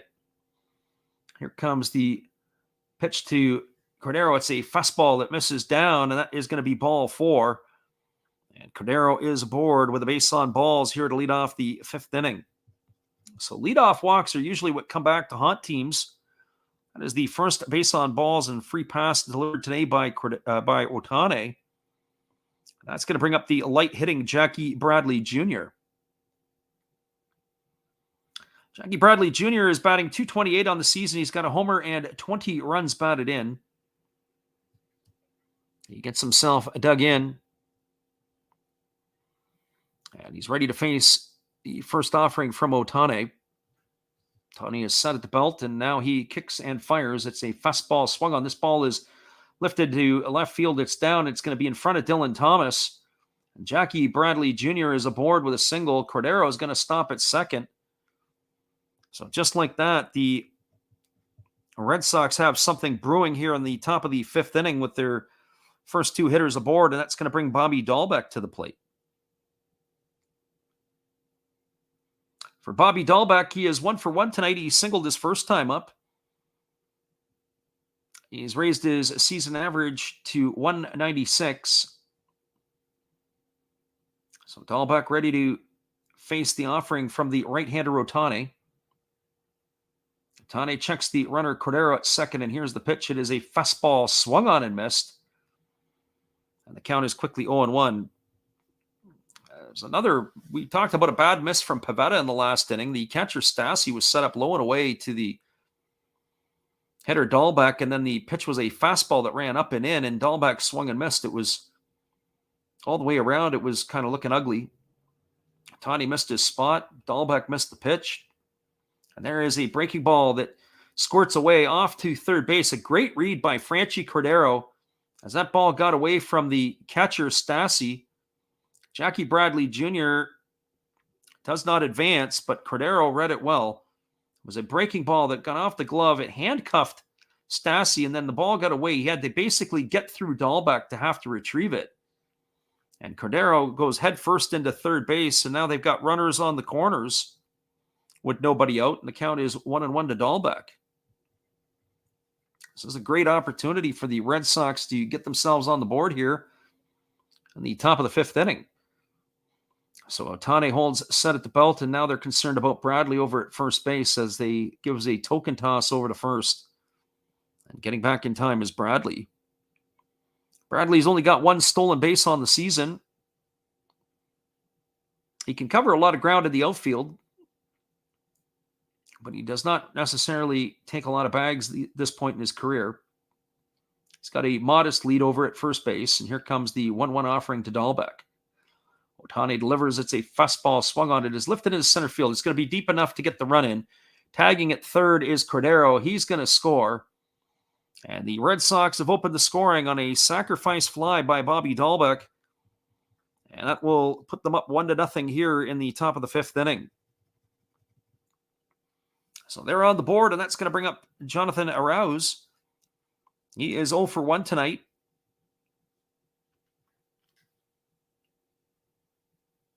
It's going to be slim pickings for the Angels. I'm not sure where their offense is going to come from. Outside of Ohtani, it's going to be difficult for the Angels to produce some runs tonight with the lineup that they've rolled out. As we said before, there's no Trout, no Ward, no Rendon, no Fletcher. It's a Band-Aid lineup in a lot of ways, and we know the manager's been fired in this stretch, but when you're missing half of your offense, there's a fastball that goes all the way to the backstop. That's going to be a wild pitch. That'll be the second one of the game by Ohtani. And Bradley is going to cruise into scoring position at second base with 1 away here. And that is ball 1 to Arauz. That was a 98-mile-an-hour fastball that missed inside. It went all the way to the backstop. The catcher Stassi was set up middle away, and he had to come back across his body to have to try to get that, and it went all the way to the back. We got the card closet in the house tonight. He says, "Go Red Sox." That's our friend Eric. We appreciate you, Eric, for popping in. And the Red Sox got their first run of the evening on the board on that fly ball by Bobby Dahlbeck. So 1 ball and no strikes to Arauz. The runner at second is now Bradley. There's only 1 away here in the top of the 5th inning. The Red Sox are looking for more. So Bradley establishes his lead at second base. Ohtani checks the runner. And now he kicks and delivers. It's a fastball swung on. It's grounded back up the middle. It is past Ohtani. It is fielded by the shortstop Velasquez. He throws to first, and Jackie Bradley Jr. is going to advance over to third. And that is going to be 2 outs here now in the 5th inning, and that is going to bring up the top of the order in Christian Arroyo. For Arroyo tonight, he is 0 for 2. He's flown to left and flown to center in his 2 trips to the plate. He's only seen 3 pitches. That's not typical of what you would expect from a leadoff hitter to work the counts and get deeper into the counts. He second pitch of the ball game, he hit it to left field, and he swung at the first pitches last time. So he's going right after Ohtani with the first pitches that he's seen. So here comes the first offering from Ohtani. He kicks and delivers. It's a fastball at 101 that just misses off the outside corner. And the count is 1-0 to Arroyo.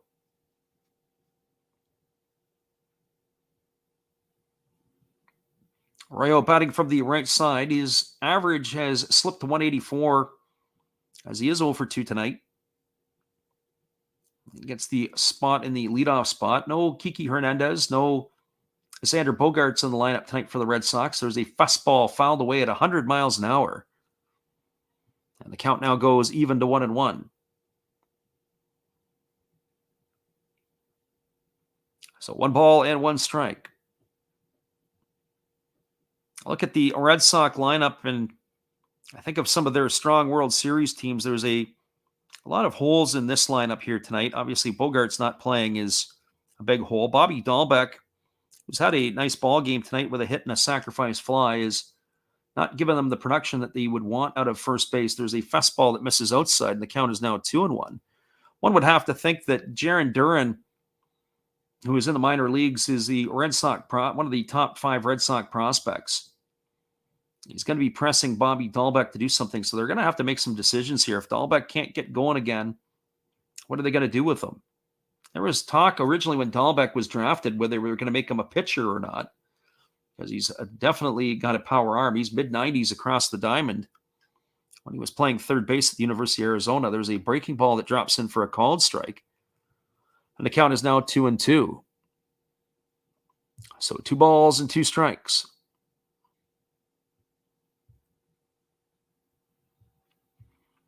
Ohtani gets the ball, he rubs it up, and he's ready to go back to work.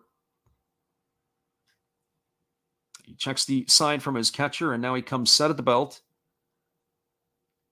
And he kicks and delivers. It is a fastball swung on. It is grounded up the middle.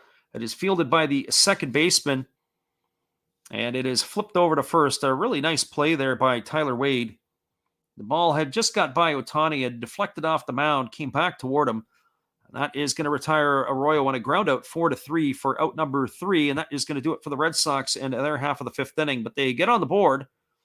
The walk by Cordero, the single by Jackie Bradley Jr., and a sacrifice fly by Dahlbeck has got the run in. Probably if don't have that wild pitch, he probably doesn't score. So there was 1 run in the inning, and there was 1 hit. There were no errors, and there was 1 runner left aboard. We're moving to the bottom of the 5th inning. It is 1-0 for Boston. Stick around, everybody. The Angels are coming to bat. We're halfway through this one. We're glad you guys could be with us here tonight. Here is our friend Steve again. Hey guys, and thank you, Freddie. Steve coming back at you. That's right, Steve Rademacher. I would like to thank each and every one of you that is tuned into my channel. And today, let's do a little shout out for some other great channels you should be watching. There is WVogs 18. There's Big D's Sports and Collectibles. You all know another Hollis build. Why not Like Father, Like Son? That's a great duo that does some great stuff. It shows some great cards. And of course, the one and only Bud Stoney, creators of One of Ones, a creator of One of Ones, and they're all signed on the back. Bud Stoney, One of One, like this beautiful Robin Yount that he made for me. He made me another Robin Yount, this time mini, and a Christian Yelich mini. Great cards, and he does more than cards. We have darts of Hulk Hogan and many other things. So give them a look-see and give me another look-see. Subscribers are always welcome, and back to Freddie.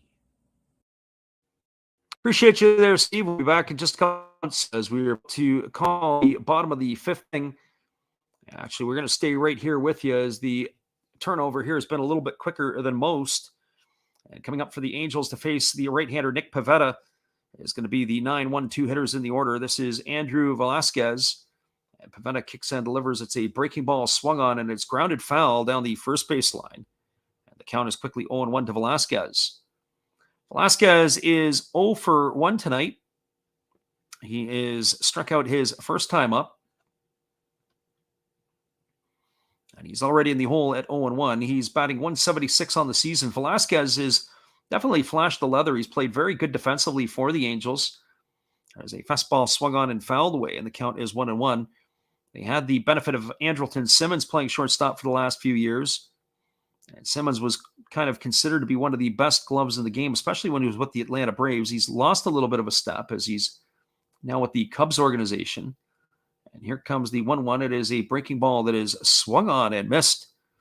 Check out the 1-2 pitch, and it was swung on and missed, and that is going to retire Velasquez for a strike number 3 here. So 1 up and 1 away. He goes down the same way he did the first time. And that is going to bring up the top of the order in Juan Lagares. For Lagares tonight, he is 0 for 2. He's flown to center and flown to right. And here comes the first offering from Pivetta. It's a fastball swung on and it's fouled straight back, and the count is 0-1. Both of these pitchers here tonight have been very effective. It's been a quick game. The batters have not brought the lumber out tonight. They both had some early struggles. Pivetta had loaded the bases back in the second inning and was able to wiggle out of it. A key strikeout with 2 away, and there's a breaking ball that drops in for a called strike, and the count is now 0-2. But Pivetta has been able to retire 8 of the last 9 batters that he's faced. And check that, 9 of the last 10 batters he's faced. He's got himself into a groove here. Here comes the pitch. It is a fastball that misses down, and the count is 1-2. So 1 ball and 2 strikes to Juan Lagares. Our friend the living room's in the house. He says, what do you think about the rule that says position players can only pitch in blowouts? There's a breaking ball swung on. It is lifted into shallow center field. Coming hard is Bradley, but it's going to drop in front of him. And Lagares is aboard with a single here with 1 out. And that's going to bring up the pitcher, Shohei Ohtani. And I'm not sure that rule our friend the living room asks would be effective, because I remember in a situation a few years ago where the game went about 17 or 18 innings in Philadelphia, and I believe they had to bring in a positional player to actually pitch for real in a close ball game. And so the one thing that I'm not a huge fan of is I'm watching these guys come in to pitch, and they're throwing their knuckleballs and all the other stuff. It's turned into a sideshow. Brett Phillips comes in out of the Tampa Bay bullpen, and he's, kind of a carnival act. When he gets onto the mound, he's got a bizarre delivery. He's got the knuckleballs he's throwing up to the plate and all this other slop. There's a fastball that misses down. It's kind of turned the game into a slow pitch affair. So 1 ball and no strikes to Ohtani here. So that's what I think about it. I mean, when the positional players used to come in, they would be throwing and trying to get the hitters out. Now they're coming in and sort of throwing slop up to the plate, and it kind of makes a bit of a travesty of the game. So 1 ball and no strikes to Ohtani, and here's the 1-0 offering. It's a fastball taken for a called strike, and the count is 1-1. Ohtani tonight is 0 for 2. He has struck out both times to the plate. His average has dipped to 240 on the season. He's not really got into the summertime groove yet. So here comes the 1-1 offering. It's a fastball swung on. This ball is belted into deep left center field. Going back onto the warning track and watching it sail over the wall is Jackie Bradley Jr. And Ohtani has just delivered his 12th homer of the year. And just like that, the 1-0 score line is now a 2-0 score, or 2-1 score line. Hang tight, everybody. You just got to put you on pause for a moment.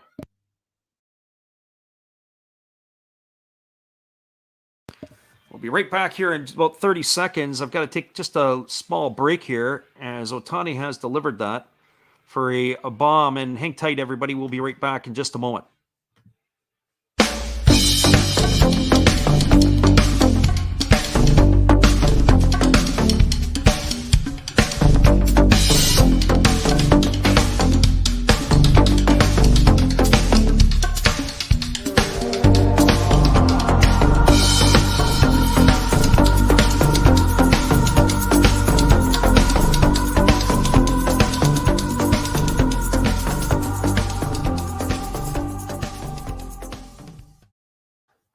Apologize to everybody there. I had to jump away for just a moment. That was a 2-run shot by Shohei Ohtani And so we had to jump back in. So 2-run lead now for the Angels, and it is now a stepping up to the plate is Max Stassi, and he's taken the first 3 pitches, and it is now 1 ball and 2 strikes to Stassi. Had to jump away there as we had all kinds of stuff going on in the background.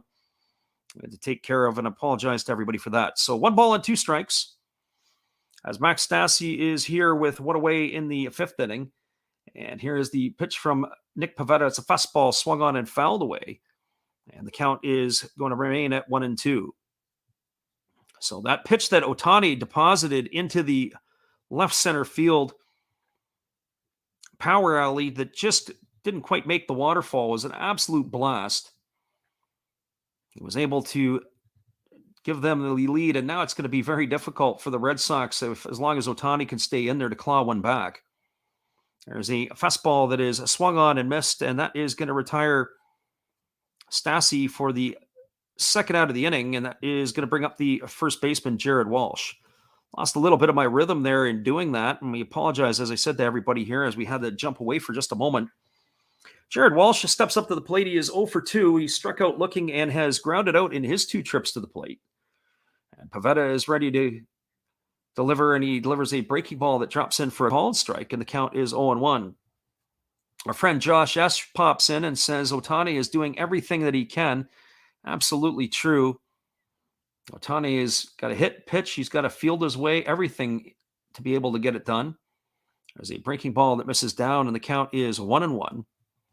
I would like to see Ohtani actually get more time in the field than what he is. I know he played some first base. I wouldn't mind seeing Ohtani get some outfield duty, but I often wonder if they're concerned that if he was running for a fly ball or if he ended up getting hurt in the outfield, that would end up missing a start.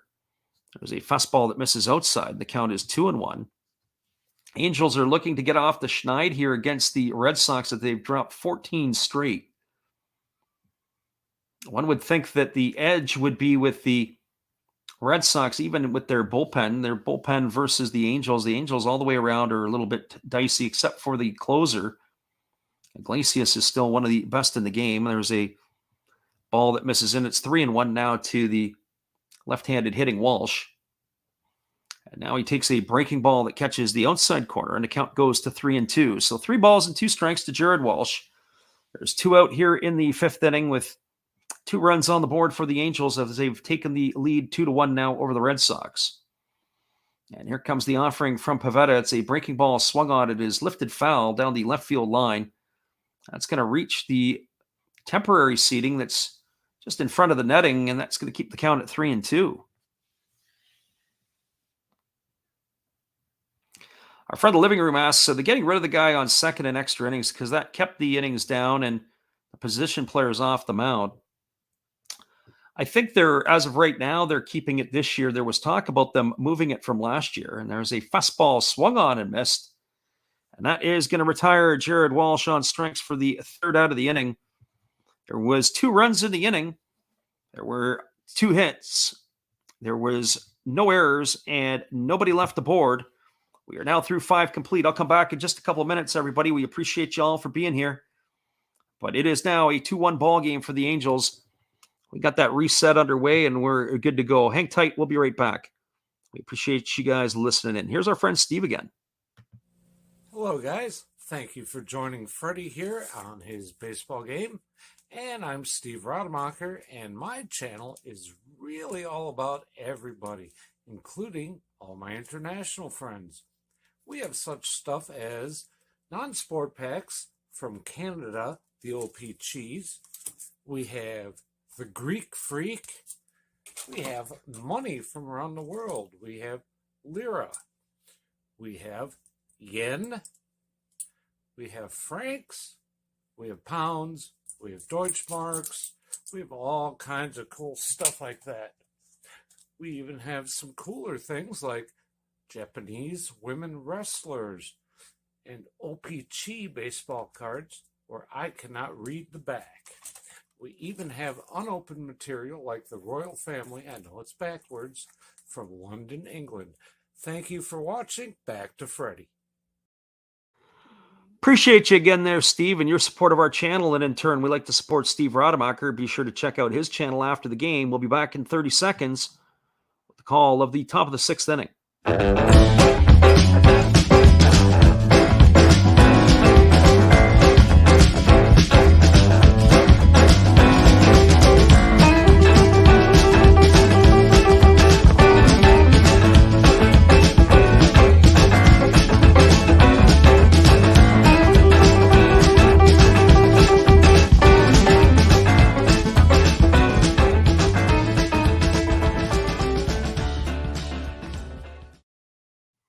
Welcome back, everybody. It's going to be the 2, 3, and 4 hitters in the Boston lineup. It means Rafael Devers, JD Martinez, and Alex Verdugo to face Shohei Ohtani. And Ohtani is getting ready to go back to work. 64 pitches for Ohtani through the first 5 innings of work. Very effective. And the first pitch is a breaking ball swung on. It is grounded over to the left side of the infield. The third baseman, Jack Mayfield, was playing in the shortstop spot. He fields it and throws to first. And Rafael Devers is gone for out number 1 here in the top of the 6th. So 1 up and 1 away.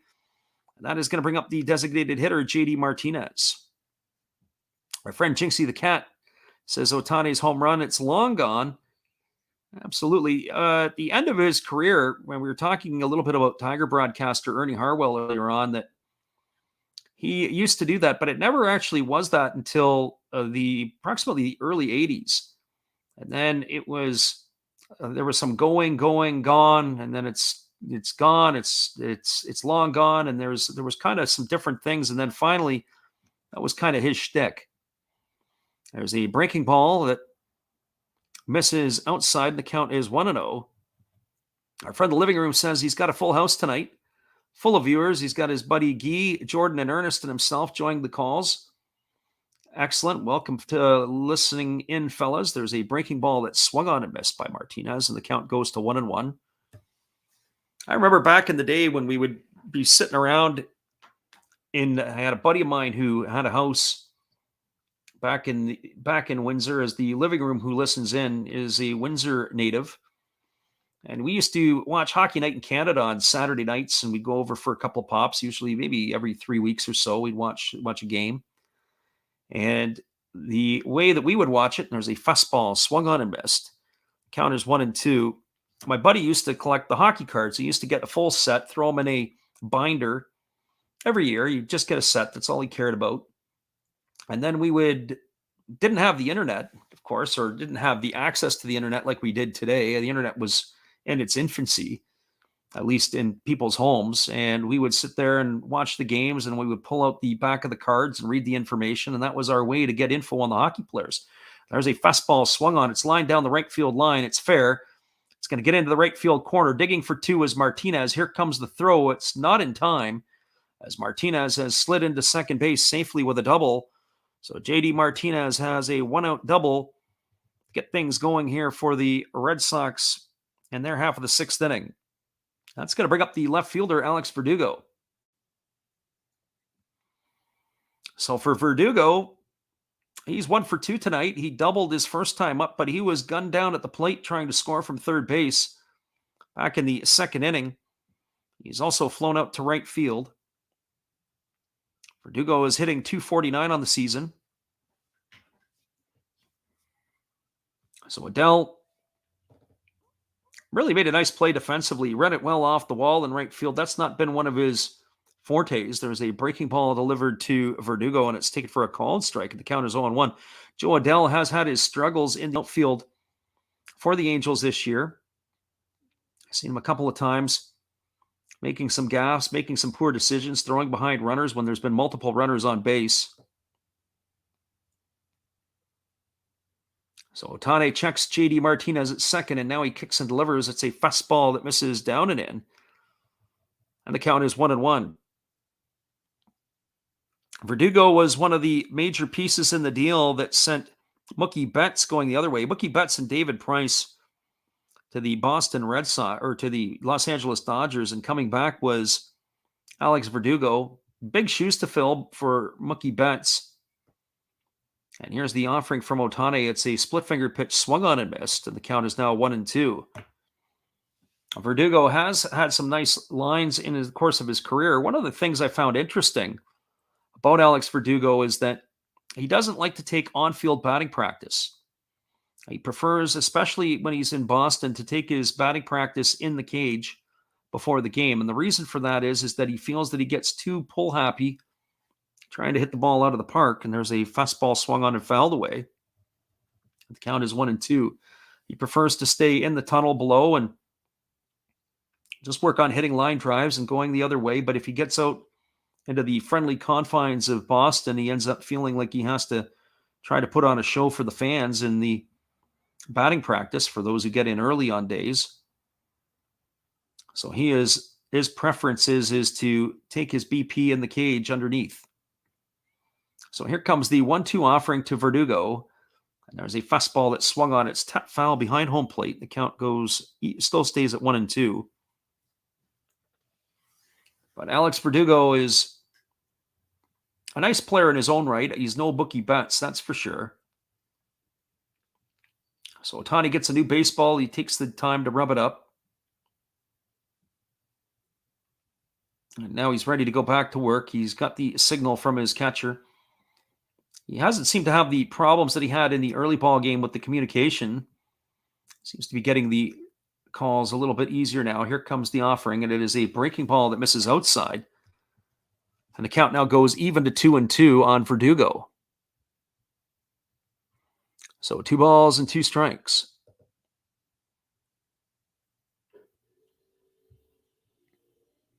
As we said at the outset, it's a beautiful night for baseball in Los Angeles. 73 degrees at game time. You couldn't ask for any more perfect weather. That is exactly what they've got. Here's a pitch. It's a fastball that misses down and in. And the count is now 3-2. There is the open base at first base, and they've got the slow-running catcher Christian Vasquez waiting on deck. So Verdugo now has 3 balls and 2 strikes. Ohtani up to 76 pitches now on the ball game. And now he's having, we just mentioned about the communication being pretty good. Now he's struggling again. He's got the glove up to his ear. That's why there's some of these delays in between pitches. You can't get the communication down. So here comes the 3-2 offering. And it's a breaking ball that is swung on and missed. And it is Stassi applying the tag to Verdugo. And that is going to retire Verdugo on strikes for the second out of the inning. That is going to bring up the catcher, Christian Vasquez. It was definitely a breaking ball that time. We saw the pitch. Sometimes you can see the spin of the ball on the breaking ball is a lot easier than you can the split finger pitch. The split finger pitch, almost like it knuckles. That pitch was a hard breaking ball. I wonder if Verdugo was thinking possibly split finger. Ended up getting the breaking ball, and he waved at it, and he is retired. So 2 away with the runner on second, and that brings up the catcher, Christian Vasquez. And the first offering is a breaking ball that almost hits Vasquez. It moves him off the plate. Your Vasquez, that's the one you want to get hit by, an 86-mile-an-hour breaking ball. So 1 ball and no strikes. Vasquez tonight is grounded to second and grounded to short. The first at-bat was a good approach at the plate. It put Verdugo over to third base with 1 out. As we said, he would have got a round of applause in Boston for a good piece of hitting. So here comes the 1-0 offering to Vasquez. Ohtani checks the runner at second, Martinez, and now he delivers. It's a fastball that misses down, and the count is now 2-0. One would think he wants to try to retire Vasquez here as Franchi Cordero is waiting his turn on deck. Vasquez is not necessarily known for his power. He's got a couple of homers this year, but Cordero can certainly run into some baseballs. And now time has been called as Vasquez has stepped out. He needs to adjust his batting gloves. So 2 balls and no strikes.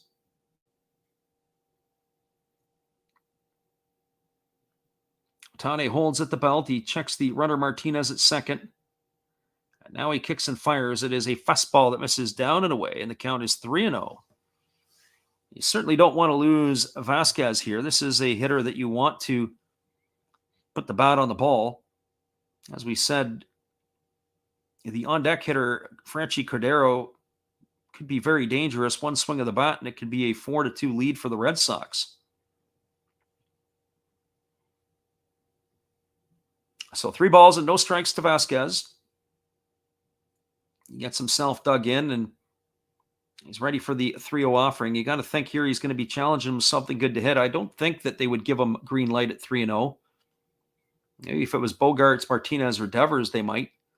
There's a fastball that misses down and away, and that is ball 4 to Vasquez. He is aboard with a walk. And that is going to bring up Franchy Cordero. For Cordero tonight, he's been on base twice. He bounced into a fielder's choice his first time up, and he walked and scored the only run of the ball game for the Red Sox in the 5th inning, as he was driven home on a sacrifice fly by Bobby Dahlbeck. And now we've got a trip to the mound as the pitching coach has come on out to talk to Ohtani. He's got the translator with him. I wonder how much translating the translator is going to do, because the pitching coach was doing the talking and Ohtani was doing the nodding of the head. But Ohtani is ready to go back to work with runners at first and second. One would have to think that he's nearing the end of the leash, but I would think that I'd probably be rolling him out for the 7th inning of work. I'll have to see what Phil Nevin decides. So Franchy Cordero coming to the plate with 2 gone here in the top of the 6th inning. His average has dipped to 228 on the season. They've got the shift on as there's 3 fielders to the right side of the infield. And here's the first pitch from Ohtani. It's 98 that misses low and in, and the count is 1 ball and no strikes. That's 5 balls in a row from Ohtani. He's struggling to locate his pitches here, so maybe we are nearing the end of the line of Shohei Ohtani. And now Ohtani steps off the mound, and he's got to cycle through the signs again. Again, the catcher is pressing the signs on his knee. That's the signal that's going out to Shohei. We've got our friend St. Louis Cardinals fan 1990 in the house. There is a changeup that's swung on and missed, and the count is now 1-1 to Cordero. So 1 ball and 1 strike.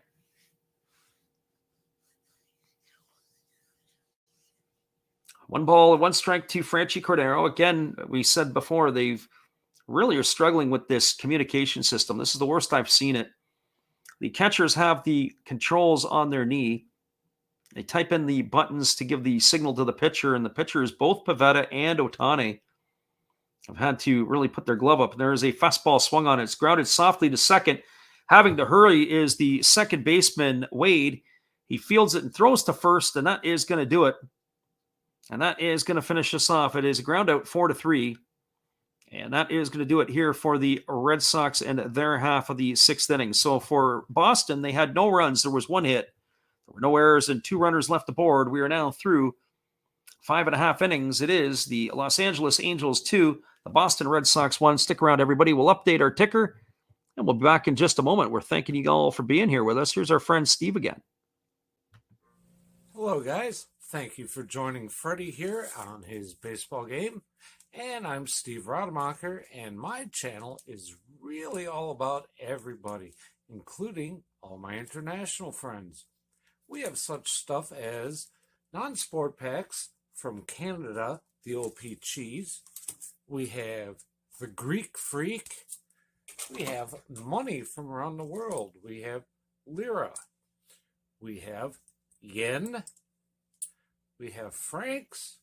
We have pounds. We have Deutschmarks. We have all kinds of cool stuff like that. We even have some cooler things like Japanese women wrestlers and OPC baseball cards where I cannot read the back. We even have unopened material like the royal family, I know it's backwards, from London, England. Thank you for watching. Back to Freddie. Appreciate you there, Steve. We'll be back in 30 seconds with the call of the bottom of the 6th inning. We'll let you know who we think is going to win when we return. Hang tight, everybody. We're glad you're with us.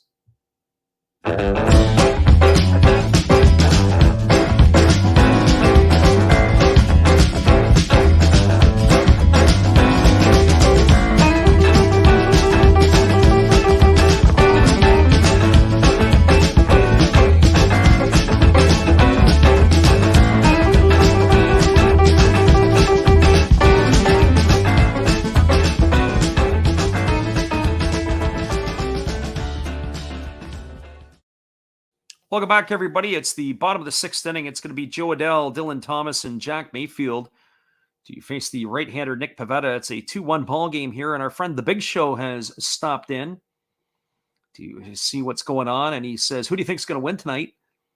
I think this is the night that the Angels may get off the schneid. They're 14 in a row. Losing streak may come to an end, and there's a first pitch breaking ball delivered to Joe Adell. It takes it for ball one, and the count is 1-0.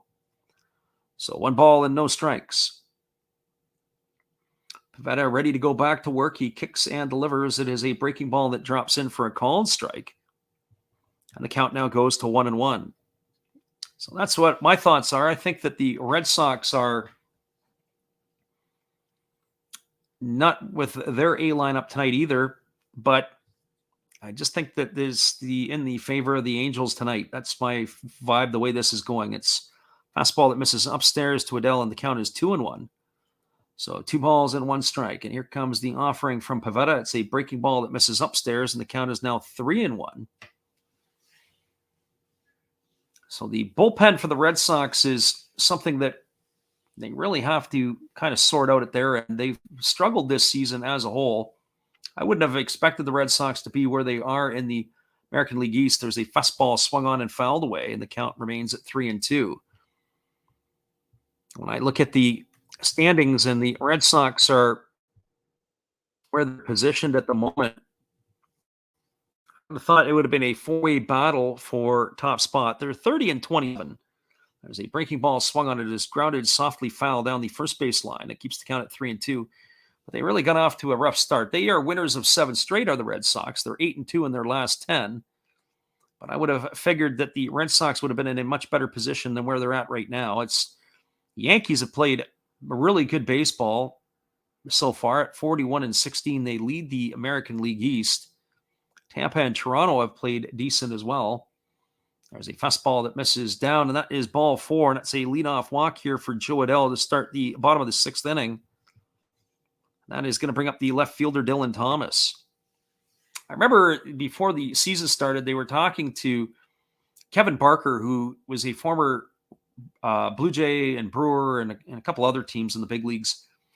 And Barker had said that they asked him who you think's going to win the East. And for his money, he thought that all 4 teams, the Yankees, the Rays, the Jays, and the Red Sox, were all pretty even, Steven. He said there was not much to choose from. And then he made the comment, he says the team that's going to win are going to be the things that don't show up in the box score. And so some of that stuff will be, where you think about fielding the ball and, playing the ball off the caroms and, maybe not executing a rundown or missing a cutoff man. And there was a first pitch fastball that misses inside to Dylan Thomas, and the count is 1-0. Thomas tonight is 0 for 1. He struck out looking his first time up, and he's been hit by a pitch. It's been a lot of strikeouts tonight for Pivetta, as he's ready to deliver the offering to Thomas. It's a breaking ball that misses up and away, and the count is now 2-0. It's 11 strikeouts tonight for the Victoria, BC native. 13 is his career high. There is action in the Boston bullpen as the Japanese right-hander Sawamura is up and throwing. So Sawamura is getting loose. And Pivetta might be nearing the end of his line. So 2 balls and no strikes to Dylan Thomas. Pivetta holds it at the chest, and here comes the offering to Thomas. He kicks and fires. It is a fastball that misses down, and the count goes to 3-0. Jack Mayfield is waiting on deck for his turn. Our friend Ryan says he sent some money over. We appreciate you there, Ryan. Thank you kindly for checking in. We appreciate you when you do that. It's not always necessary. There's a fastball that is taken for a called strike, and the count is now 3-1. So 3 balls and 1 strike. Pivetta is at 96 pitches right now.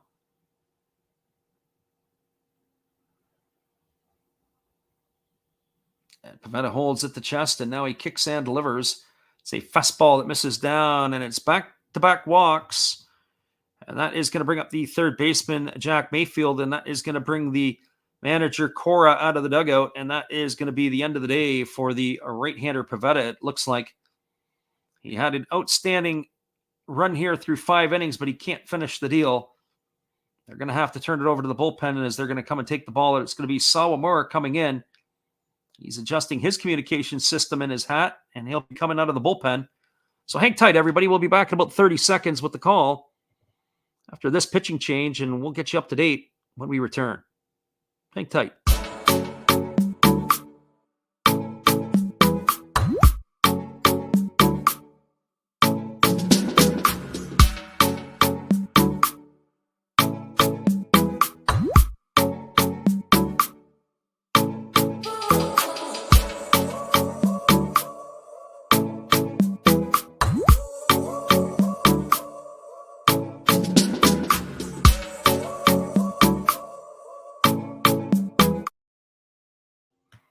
Welcome back, everybody. The Red Sox are going to the bullpen, and we're going to see the right-hander, Hirokazu Sawamura, entering the ballgame.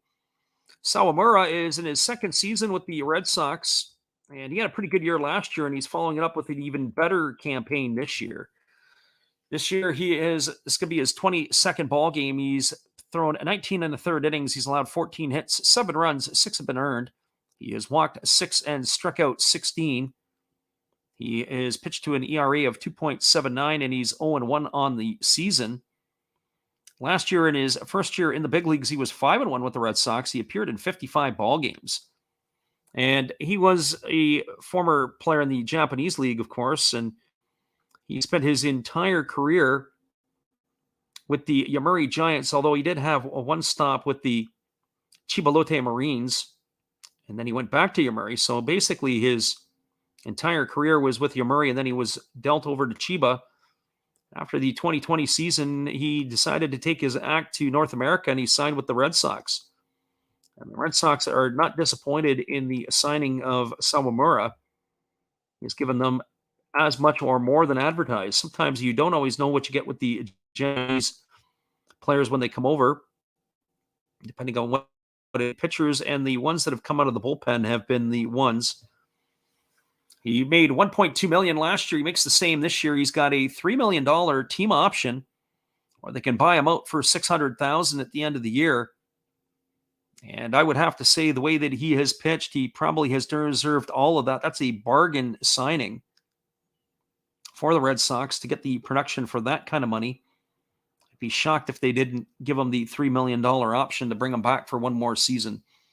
So the 34-year-old taking over here on the mound, he's going to be facing Jack Mayfield, who is 0 for 2 today. Mayfield's average has slipped to 200. He's struck out looking and flown out to right. And he is going to be facing the Japanese right-hander here. They're in double play depth. They've got Bobby Dahlbeck in on the corners. A similar situation earlier where they had runners on, and Mayfield showed no signs of bunting, and he's not showing any signs here. And there's a fastball that misses up and in for ball 1, and the count is 1-0. Adele and Thomas had reached base in the second inning, and Mayfield ended up striking out looking. And then Tyler Wade had hit a single, but it was a deep ball to right field that got over the head of Franchi Cordero. But the base runner, Adele, was not able to score from second base, even though the ball had rattled off the wall. And there's a fastball swung on it. It's pop foul behind home plate. The count is 1-1. So it was a bit of a squandered opportunity by the Angels. If they would have bunted, and then that ball that was struck by the second baseman, Wade, possibly would have been able to score, would have scored Adele easily. And that would have given them probably at this point a 3-1 lead, if not a 4-1 lead. But we're back in that exact same situation again, and they're choosing again not to bunt. So they're putting the bat in the hands of Mayfield to do some damage. So 1 ball and 1 strike. Sawamura holds at the belt, and he delivers a changeup that misses upstairs, and the count is 2-1. So 2 balls and 1 strike. Our friend Vivid Life is back in the house. He says, bring out the broomsticks and send up the run counter. All right, the Big Show asks Boston money line. That I'm not sure about. Can't tell you a whole lot about that stuff. Usually people come in and ask questions, but I can't help you on the those type of things. There are some of the late night gamblers that do come into the stream and are able to give you their thoughts. There is a breaking ball that is swung on and popped foul. The count is now 2-2. I would say right now, if I was in this situation, I still would be teetering on the Angels to win this one. I know it's easy to say with 2 runners on and nobody out here in the bottom of the 6th inning with a 2-1 lead. But I just have a feeling that tonight's the night they're going to break that streak. And unfortunately for Nick Pivetta, it could be a decent start go to waste. And so our friend of the living room says Chibalote Marines. Yep. He spent that last bit there. He was moved over there. There's a fastball that misses down. And that runs the count now to 3-2 on Mayfield. So 3 balls and 2 strikes. Tyler Mayfield, and waiting on deck is the second baseman Tyler Wade. So the count is full. And here comes the 3-2 offering to Mayfield. Sawamura holds set at the belt. He checks the runner Adele at second. And now he kicks and fires. It's a fastball swung on. It's grounded over to third. It's fielded neatly by the third baseman, Rafael Devers, who steps on the bag, but that's going to be the only play. It's going to go down as a fielder's choice. It's going to retire Adele at third. He's going to be gone for the first out. Everybody else advances up a base. Mayfield goes to second, and of course, Mayfield goes to first, and Thomas goes to second. And that is going to bring up the second baseman, Tyler Wade. And it's also going to bring a trip out to the mound by David Bush, the pitching coach, as he is talking with the interpreter who is relaying the messages to his pitcher, Sawamura. And the whole defense is in there. It is the United Nations on the mound meeting for sure. We've got the Japanese pitcher. We have the Latin players, the Dominican third baseman, the American first baseman, and all the way around. I have to check to see what Vasquez is. I think he's Venezuelan, but I'll have to double check on that. So that meeting is over, and now that brings Tyler Wade to the plate. Wade today is 1 for 2. He's raised his average to 219. It was a single back in the second inning, but as we said, it was a ball that was absolutely scorched to the wall in right field. But the runner, Adele, had to hold up at second because there was an opportunity for that ball to be caught by Cordero, and there was a fastball ticket for a called strike. And the count is 0-1. So this here's the opportunity for the Angels to put some distance between themselves and the Red Sox, as they've got 1 out and 2 aboard here. Sawamura checks the sign from his catcher, Vasquez. He comes set at the belt. He checks the runner at second. He checks him again, and now he delivers. And this ball is bunted. This time it's dragged down the first base line, and it is going to roll foul as Bobby Dahlbeck picks it up very close to the base. Nice job by Tyler Wade to try to drag one down the first base line. We had to wait on that. It was staying fair forever. As soon as the ball hit the dirt, then it kicked over foul. Bobby Dahlbeck does a good job of waiting. Sawamura let it go, and it was close. And then Dahlbeck is able to scoop it up, and that's just going to be a strike, and that's going to run the count to no balls and 2 strikes. We probably could have used this out of Jack Mayfield in the previous at-bat. That ball there went about 87 feet before it finally kicked foul. Now it's no balls and 2 strikes to Tyler Wade. So Wade is waiting here on the offering from Sawamura. Sawamura gets the sign from his catcher. He checks the runner Thomas at second. He checks him again, and the shortstop Arauz is right between him and the bag as they were on the shift here. And there's a fastball that misses for a ball outside, and the count is 1-2.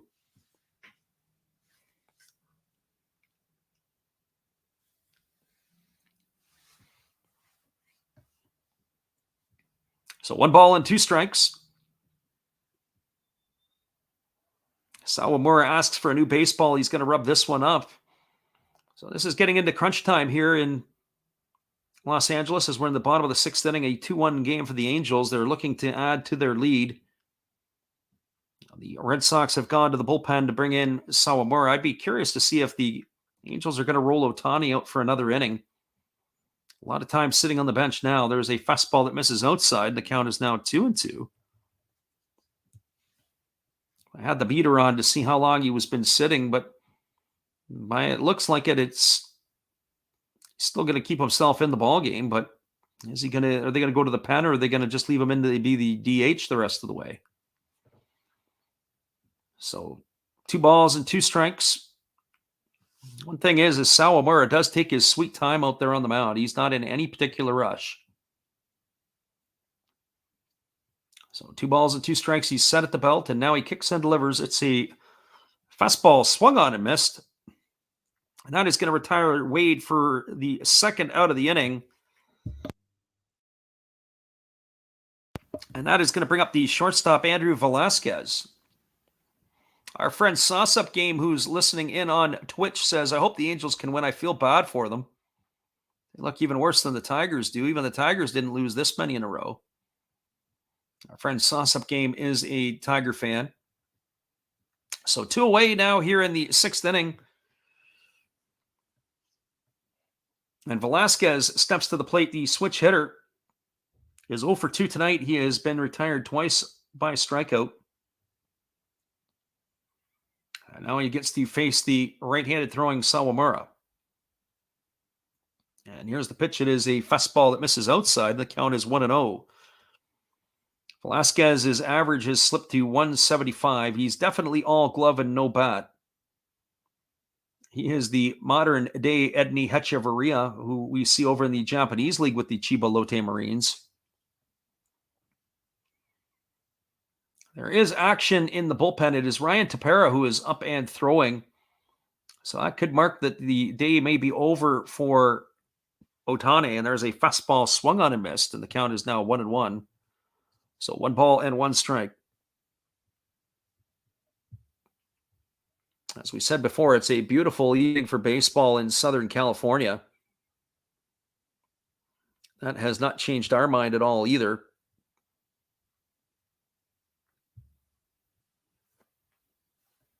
So 1 ball and 1 strike to Velasquez. So Mara's got to be just good enough to be around the zone. Velasquez does not impress anybody with his bat. And there is a split finger pitch that swung on and missed, and the count is now 1-2. So 1 ball and 2 strikes. The Angels, for all the talent and all the payroll that they have in their camp, they really have to address their pitching. That's number 1. I also would say this. You got to think about, this is nothing against Max Stassi, but I would think that you've got to upgrade behind the plate as well. And you've got to strengthen your middle, and that means your shortstop has got to improve. And there is a fastball swung on. This ball is belted to deep right field, and this ball is gone. A home run for Velasquez. 1-2 pitch. And he leaves a fastball up in the zone, and this ball is absolutely turned around. It is Velasquez's 3rd home run of the season. He looked like nothing. There was no opportunity for him to show any type of power here tonight as he struck out his first 2 times up, and he looked like he was deep into the hole here. The swings that he did take were not very good, and I don't know where he was hiding that, but he absolutely turns that around into right center field for a 3-run homer. And just like that, the Angels are now off to a 5-1 lead, and he gets the cowboy hat in the dugout as he is slapping high fives with everybody. And that might be getting the Angels off of the schneid here as they are now up 5-1 in the 6th inning.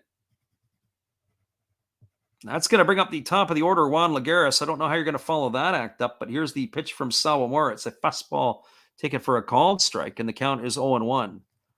So a 3-run shot from the 9-hole hitter has got the Angels flapping their wings. And there is a breaking ball swung on it. Has popped up over on the first base side, racing over his Dahlbeck. He's got room. He's going to make the catch, and that is going to be 1 batter too late.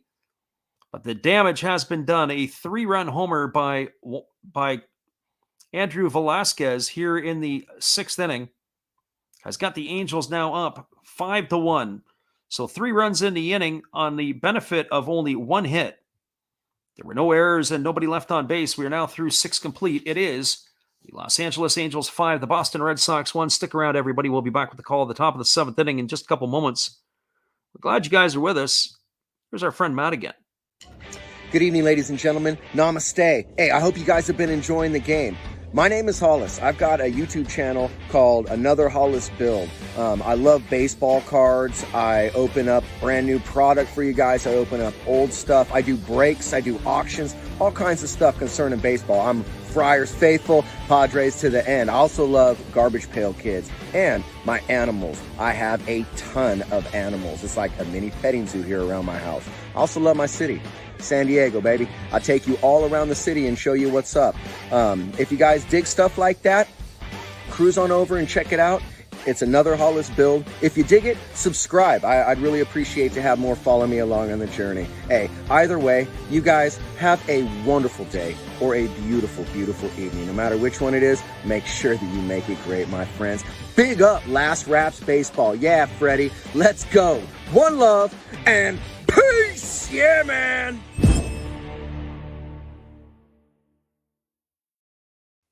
Welcome back, everybody. We're cruising to the top of the 7th inning. It is going to be Jackie Bradley Jr., Bobby Dahlbeck, and Jonathan Arauz come to bat for the Red Sox and their half of the 7th. A 3-run blast in the bottom of the 6th by Andrew Velasquez has propelled the Angels to a 5-1 lead over the Red Sox. And our friend Vivid Life says 2 more, and we're in the money for the night. With 3 more innings to play, I would have to say there's probably a good chance of that happening. And either one of these bullpens are particularly lights out, although I have to say that probably if they got to a situation where the closer Iglesias had to come in, and it would be lights out for the Red Sox at that point. But there is still a lot of room left for runs to be scored. And now this is going to be the top of the 7th inning with the 7, 8, 9 hitters coming to bat. So it was the 2 leadoff walks in the inning. It was a really fine pitching performance tonight by Nick Pivetta. As Pivetta had struck 11 through 5 innings, he walked the first 2 batters, and that ended up getting the proverbial hook. Mayfield ended up bouncing into a fielder's choice. Then Tyler Wade struck out, and then the 3-run homer by Velasquez. And as we said, it was something that we definitely would not have predicted. And Ohtani is back on the mound, and it is a first pitch breaking ball delivered to Jackie Bradley Jr. that misses down for ball 1, and the count is 1-0. Interesting to see how Ohtani responds here. He was in the dugout for quite a while, and they do have action in the bullpen as Ryan Tepera was up. That's the 85th pitch of the ball game for Ohtani. One would think this is going to be his last inning of work, and there's a changeup that misses upstairs, and the count is 2-0. So 2 balls and no strikes. Ohtani is been very effective tonight. He has kept the Red Sox hitters at bay. The only run was the sacrifice fly by Dahlbeck that knocked Cordero in back in the 5th inning to get the Red Sox on the board. And there's a fastball that misses up and away, and the count is now 3-0. One thing it'll be interesting to see is how Phil Nevin manages the pitching staff from now to the end of the year. I know Joe Madden used to do some quirky things. He would manage his pitchers, not just in Angel Land, but in Chicago and in Tampa. There was a fastball taken for a called strike. Count is 3-1. But Nevin, certainly being a former hitter, is going to rely heavily on his pitching coaches and the brass around him on the decision-making in that process. Here is the offering to Jackie Bradley Jr. that swung on and missed, and the count is now 3-2. So 3 balls and 2 strikes.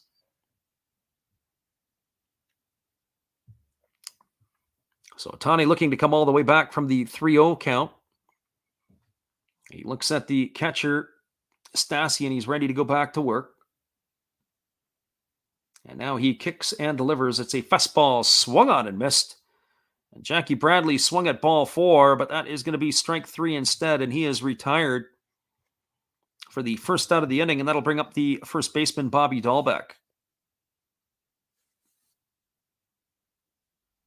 For Bobby Dahlbeck, he's had himself a decent ball game tonight. He singled and was stranded at third base back in the third inning, and he hit a sacrifice fly, knocking in the only run of the game for the Red Sox back in the fifth. So officially, he is 1-for-1 tonight. He's raised his season average to 196. And here's the pitch from Ohtani. It's a fastball swung on and fouled away. It's going to reach the seats down the right field line, and the count is 0-1. That was at 99 miles an hour. So Ohtani still has a lot in the tank.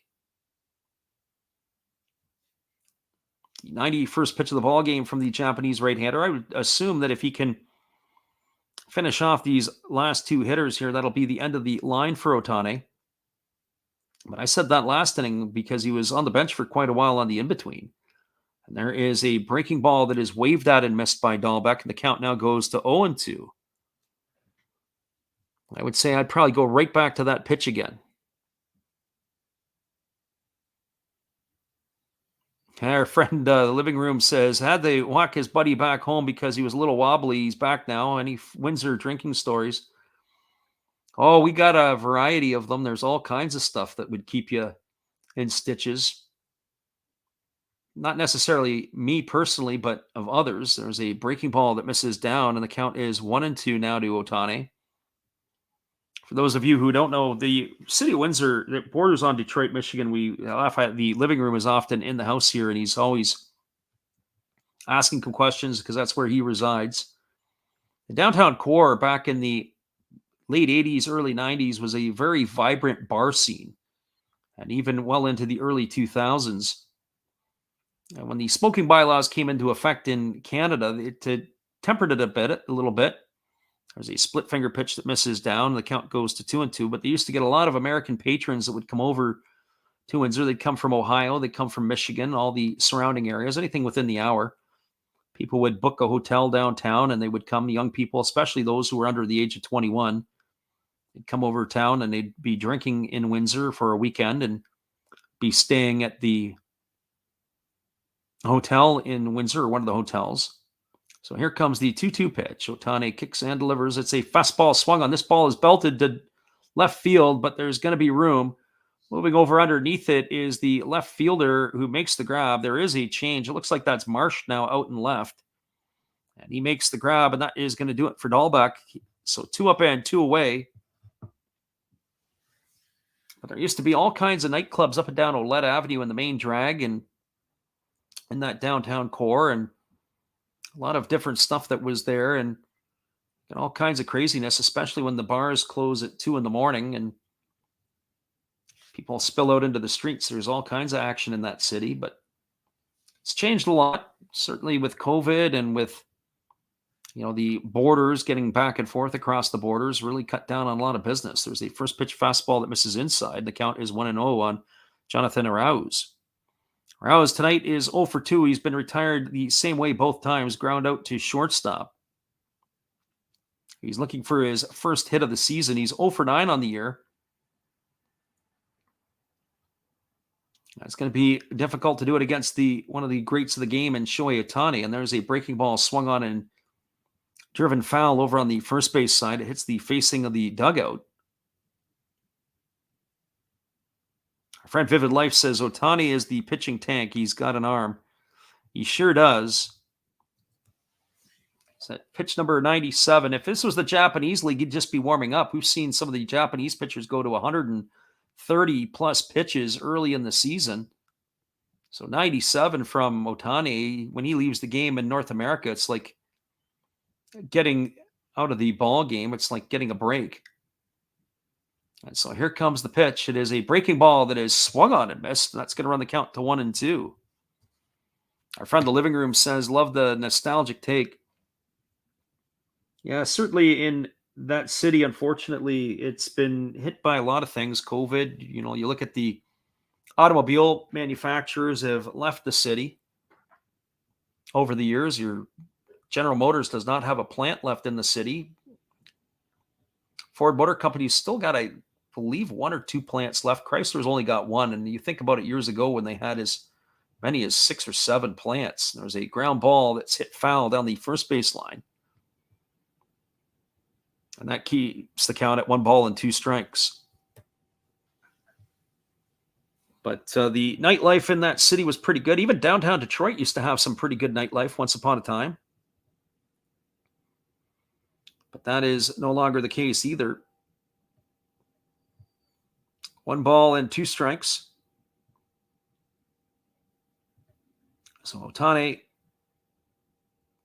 comes set, and now he's ready to offer and deliver to Arauz. And there is a fastball that swung on and missed. Arauz is down on strikes for out number 3.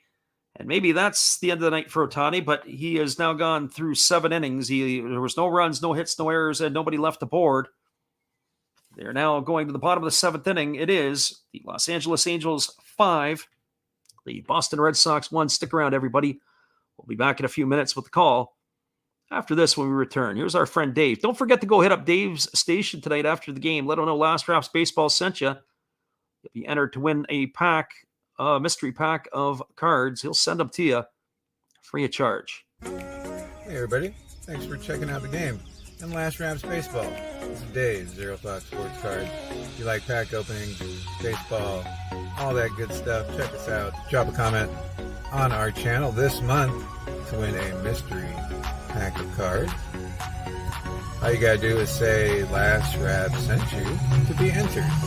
And we'll drop a video later on this month announcing the winner. Enjoy the game. Welcome back, everybody. In between the innings here, we've been talking about the bar scene in Windsor, Ontario, Detroit, and our friend Vivid Life has kicked in and said he liked the bar scene in Seattle when he was stationed in Fort Lewis a few years ago during his Army days. Frequently get down there and bar hop there on the weekends. I don't get a chance. That's a little too far out of my realm into Seattle, especially whenever I get down to see the Mariners play. I never stay in the city. The hotel prices in the city of Seattle, for the most part, are pretty crazy. I've only really stayed downtown once. And it was a great deal. Probably about 10 or 12 years ago, there was a brand new hotel that had opened down there, and got it for a really great rate and was able to stay for 3 nights. And the problem was getting out of Seattle. The traffic and rush hour was absolutely crazy. So I remember getting to I believe the Tigers were in town to play the Mariners. And I went to the weekend set. And then I get back to the hotel and I'm trying to leave. And it took me for what seemed like forever. You're almost better off in that situation to go and have something to eat or have something to drink and worry about getting out after the rush hour dies down. But our friend Vivid Life would stop down there and frequently jump in there. And I have to say that Seattle is a great place. If you've never been to Seattle, I've really, really thoroughly enjoyed it. I haven't been down since I have been to Everett, but I have not been down to Seattle. And I know there was a lot of damage done in some of the rioting back a couple of years ago in Seattle. And I'm kind of curious to see how that's been repaired. A lot of stores, a lot of storefronts damaged.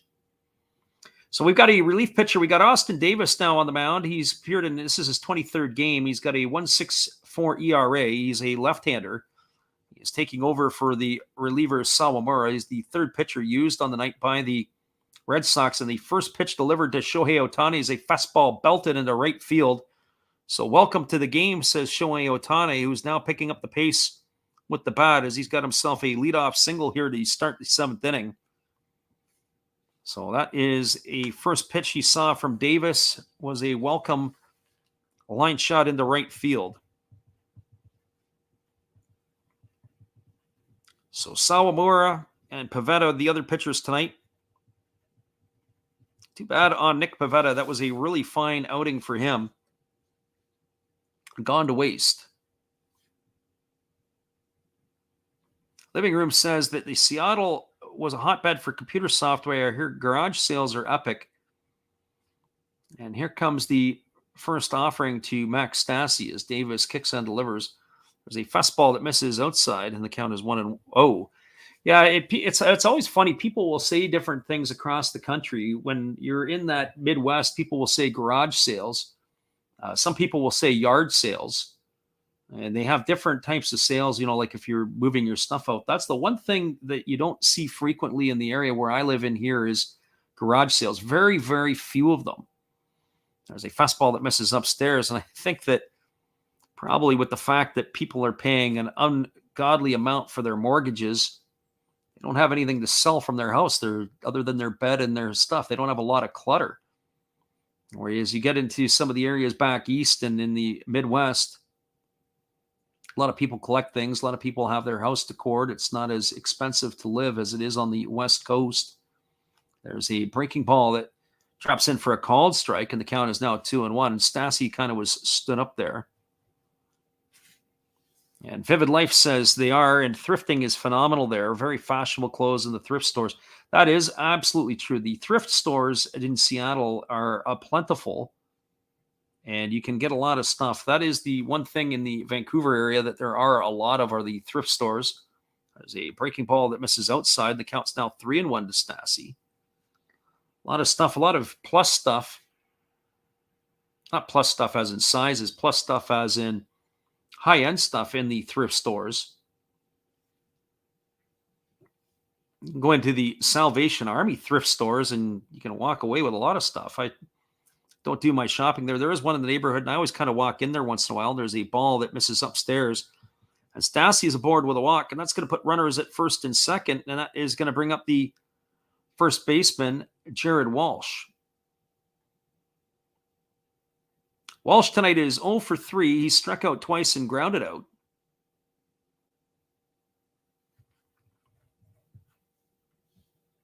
And that was all against the starter, Nick Pivetta.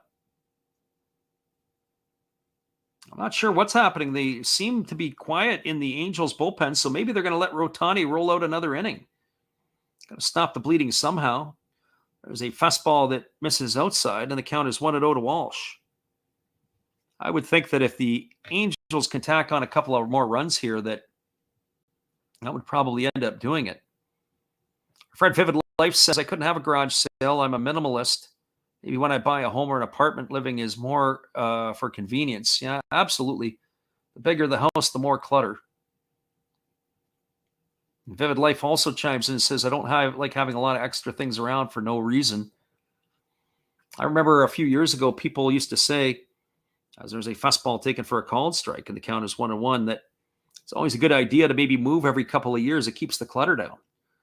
You say, why do I have this? I can't believe I haven't looked at this in years. There's a fastball that misses outside, and the count is now 2-1. So 2 balls and 1 strike to the left-handed hitting Jared Walsh. Vivid Life says, I like thrifting for the fall flannels more than anything else. Maybe come across a solid old jersey. You can get across in some of the antique stores in different places. I got down a few weeks ago. I was in Everett. There was a fastball swung on and missed. And the count runs even now to 2-2. But on my way down, I stopped off in Mount Vernon, Washington. I stayed in Mount Vernon, Washington, I looked around in Mount Vernon. And I thought it was pretty cool. Mount Vernon is just down the I-5 on your way to Seattle, halfway down between Vancouver and Seattle. It's kind of a neat place. There's a fastball swung on. This ball is belted into deep left center field. Going back onto the warning track is Verdugo. He makes the catch as he slams into the wall. Tagging and heading to third is Ohtani. Ohtani is going to slide in there safely. Verdugo is going to limp back into his position. But that was a nice grab there by Verdugo off the bat of Walsh. Walsh has gone for the first out of the inning. But Ohtani has tagged and advanced over to third. And it'll be interesting to see. It looked like he jammed his ankle as he went into the wall. And he fires the ball back in. I don't know what he did, or actually it looks like he hit his knee up against the wall as he ran into it. And he comes back limping a little bit. We'll see. We'll keep an eye on Verdugo. So that's going to bring up the right fielder. That's going to bring up actually Brandon Marsh. Marsh is now coming into the game. Marsh came in to replace Joe Adell. The first pitch breaking ball is taken for a called strike, and the count is 0-1. So Brandon Marsh is now in the ball game. Adell is gone for the night. Adell had a decent night. He was on base all 3 times. Probably a defensive substitution as Marsh has taken over. Dylan Thomas had moved to right field. There's a breaking ball that drops in for a called strike, and the count is now 0-2. So Brandon Marsh batting here. He said Dylan Thomas had slid over into right field with Marsh now in left. There's a breaking ball that swung on and fouled away, and that is going to keep the count at 0-2. So no balls and 2 strikes.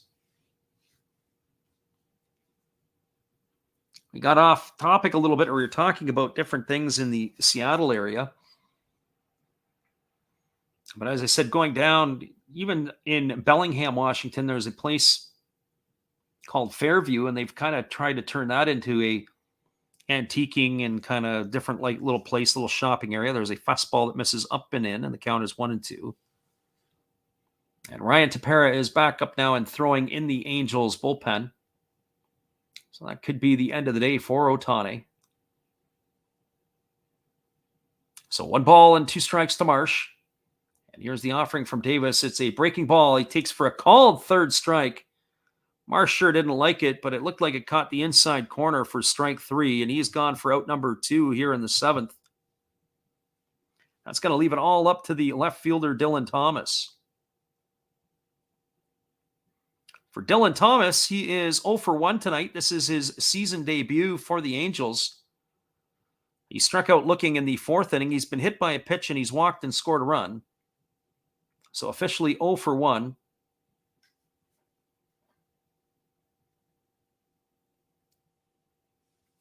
And here's the pitch from Davis. It's a breaking ball that drops in for a called strike, and the count is 0-1. Vivid Life says he loves the fact that Seattle is an hour from everything, where whether you like a big city, the ocean, the mountains, the hikes, the shopping, they have it all. That is the positive thing about the Emerald City. There's a ground ball that is tapped slowly over to the first baseman, Dahlbeck. Thomas tries to go off the line to avoid the tag. Dahlbeck applies it anyway, but they've ruled him out as he's off the baseline. That's going to go down as a ground out to 3 for out number 3. And that will do it here for the Angels in their half of the 7th. So they squandered an opportunity with a leadoff single by Ohtani and a walk to Stassi. And they leave 2 runners on. So no runs, 1 hit. There were no errors and 2 runners left aboard. We are now through 7 complete. It is the Angels 5, the Red Sox 1. Stick around, everybody. We'll be back in just a couple minutes to talk more about the action down in Seattle. Here is another one of our Did You Knows. This time it's one of the Angels players who's not in the lineup. It's David Fletcher.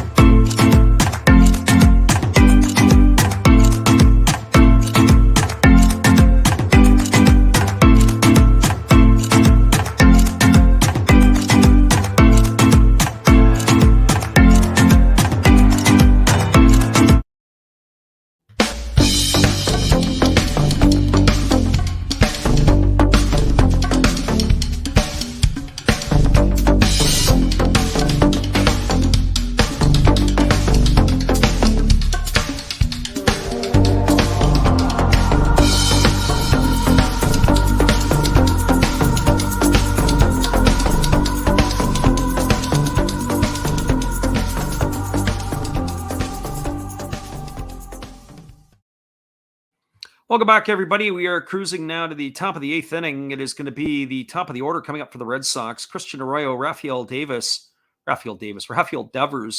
and JD Martinez coming up to face the right-hander, and I believe it's going to be Ryan Tepera, but we're going to get you that information in just a couple moments. Tepera on in relief, we do believe.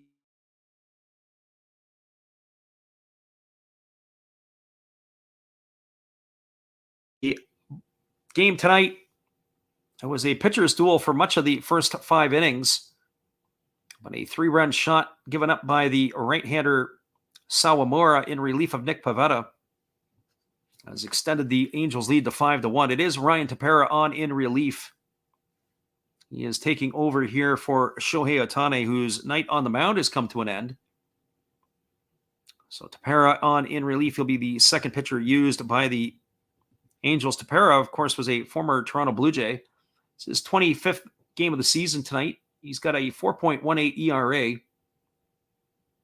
He has been fairly effective in his career. If I'm not mistaken, I'm not looking at the notes here, but I believe he also spent some time in the Chicago Cubs organization. We'll double up on that one here in a minute. And that's where he was actually the last couple of seasons, was with the Cubs. And he was flipped to the White Sox last year in a trade. And there's a first pitch fastball swung on. This ball is lined into right center field. And Christian Arroyo, again, swinging at the first pitch as he did in the second at bat, gets himself a base hit this time. And he's got a single to lead off the 8th inning. So the Red Sox are not going away anytime soon. That brings up Rafael Devers to the plate. For Devers, he is 0 for 3 tonight. He has struck out twice and he's grounded to short, but this is not facing Shohei Ohtani. You're now facing Ryan Tepera. Not that we're knocking Ryan Tepera, who's had put together a decent big league career, but one of the greats of the game is a tough act to follow. So Devers 0 for 3. Stands in waiting on the first offering from Tepera. It's a first pitch breaking ball that's called a strike. Devers is now looking back. So just as the Angels were confused, or as the Red Sox were confused earlier in the game and the Angels confused in the middle part, Rafael Devers is confused on that pitch, and I would have to agree with him. That was a pitch that looked like it was outside. Comes the 0-1 offering, and there is a fastball that swung on and is lifted down the left field line. Moving over underneath it is the left fielder Marsh. He's going to make the catch. And that is going to retire Devers. He's going to walk slowly back to the dugout for out number 1. So what away here in the top of the 8th inning. And that is going to bring up the designated hitter, J.D. Martinez. For J.D. Martinez, he is 1 for 3 tonight. He doubled in the 6th inning, and he's also flown up to right and grounded to third. His season average is at .353. He's one of the top hitters in the American League and for that matter, all of baseball. Last time I checked in, only Luis Arias was better, and there was a fastball that swung on. Off to the races goes Arroyo, and he's going to slide into second base. The ball has sailed into the outfield, but Arroyo is in there safely. That's going to be a stolen base for him. He got himself a pretty good jump. The throw was offline. It was to the right field side of second base. So a stolen base in the books for Arroyo. He's now in scoring position. And the count is 0-1 on J.D. Martinez. So here comes the pitch. It is a breaking ball that is swung on and missed. And the count now goes to 0-2. For Arroyo, that's his 3rd stolen base of the season. Can't say I would have saw that coming. Christian Arroyo, there's really no one in this Boston lineup that runs particularly well. Jackie Bradley Jr., who used to run fairly well, has only got 1 stolen base on the season. So here's the 0-2 to J.D. Martinez. It's a breaking ball that misses well off the plate. It's a good solid 1.5 feet away. It was in the left-handed batter's box. So 1 ball and 2 strikes to J.D. Martinez. Curious to see how they're going to try to set him up to get him out. He's one of the best hitters in the game. So Martinez now waiting on the offering from Tepera, who holds at the chest. He checks the runner at second, and now he kicks and fires. It's a breaking ball that misses down, and the count's now 2-2. So 2 balls and 2 strikes.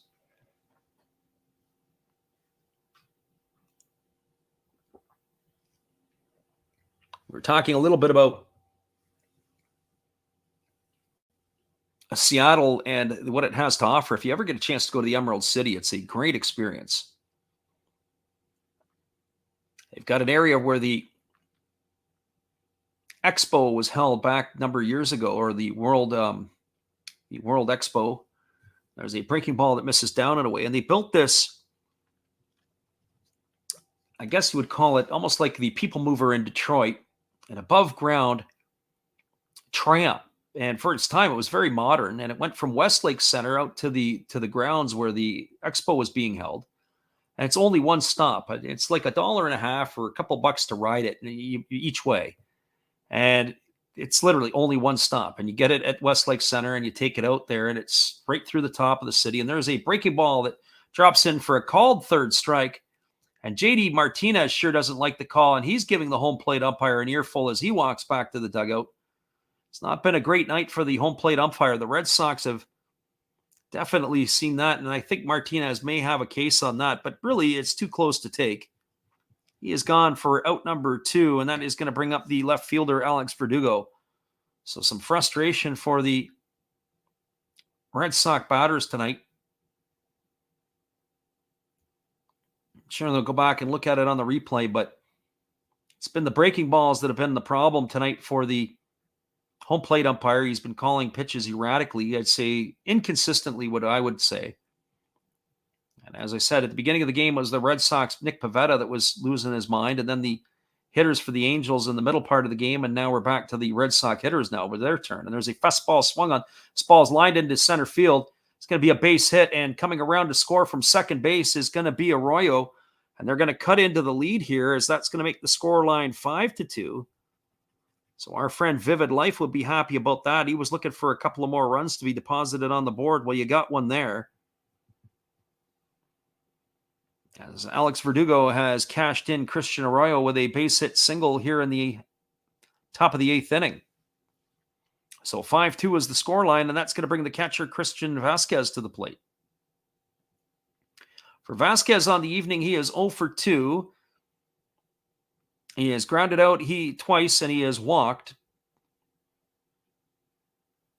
This is the first time he's facing Tepera. And Tepera throws over to first, and getting back in time is the runner Verdugo. So it's not a slam dunk by any means that the Angels are going to close this one off. As we said, the bullpen has been the challenge for them, so Tepera is getting his opportunity here. So here comes the first offering to Vasquez. He kicks and delivers. It's a fastball that misses down. And the count is 1-0.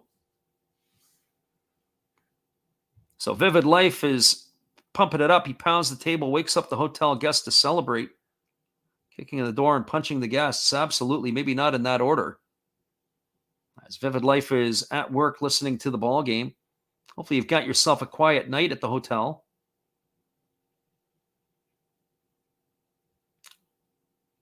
So 1 ball and no strikes to Vasquez as he asked for time and stepped out. He is 4 for 15 in the series here against the Angels.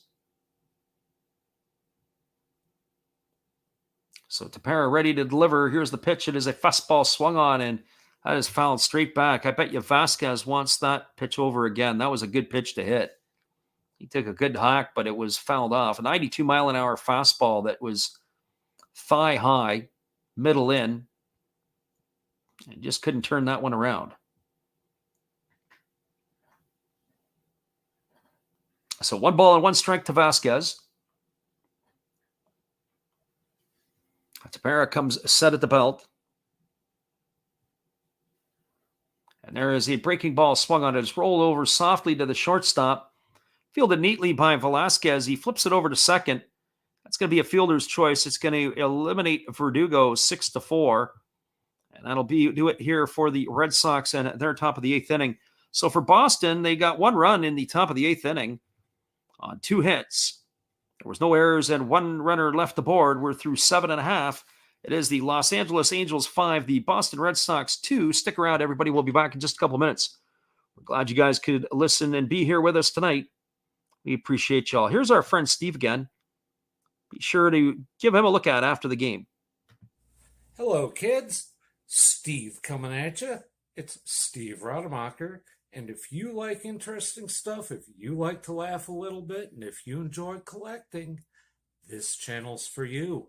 If you like non-sport cards, we have them. You like pseudo-sport cards, we open them. Even if you like entire boxes of completely pointless stuff or other sports, we have everything here. I drop a different video every day. And there's always a theme to it, from No Filter Friday to Saturday morning cartoons, even Sunday shoutouts. Once in a while, we'll get a little froggy and show Money Money Monday, where I showcase a bunch of my currency. We have Legos, we have Star Wars, we have a good time. We even have my brother on Takeover Tuesday. Be there or be square. Back to Freddie.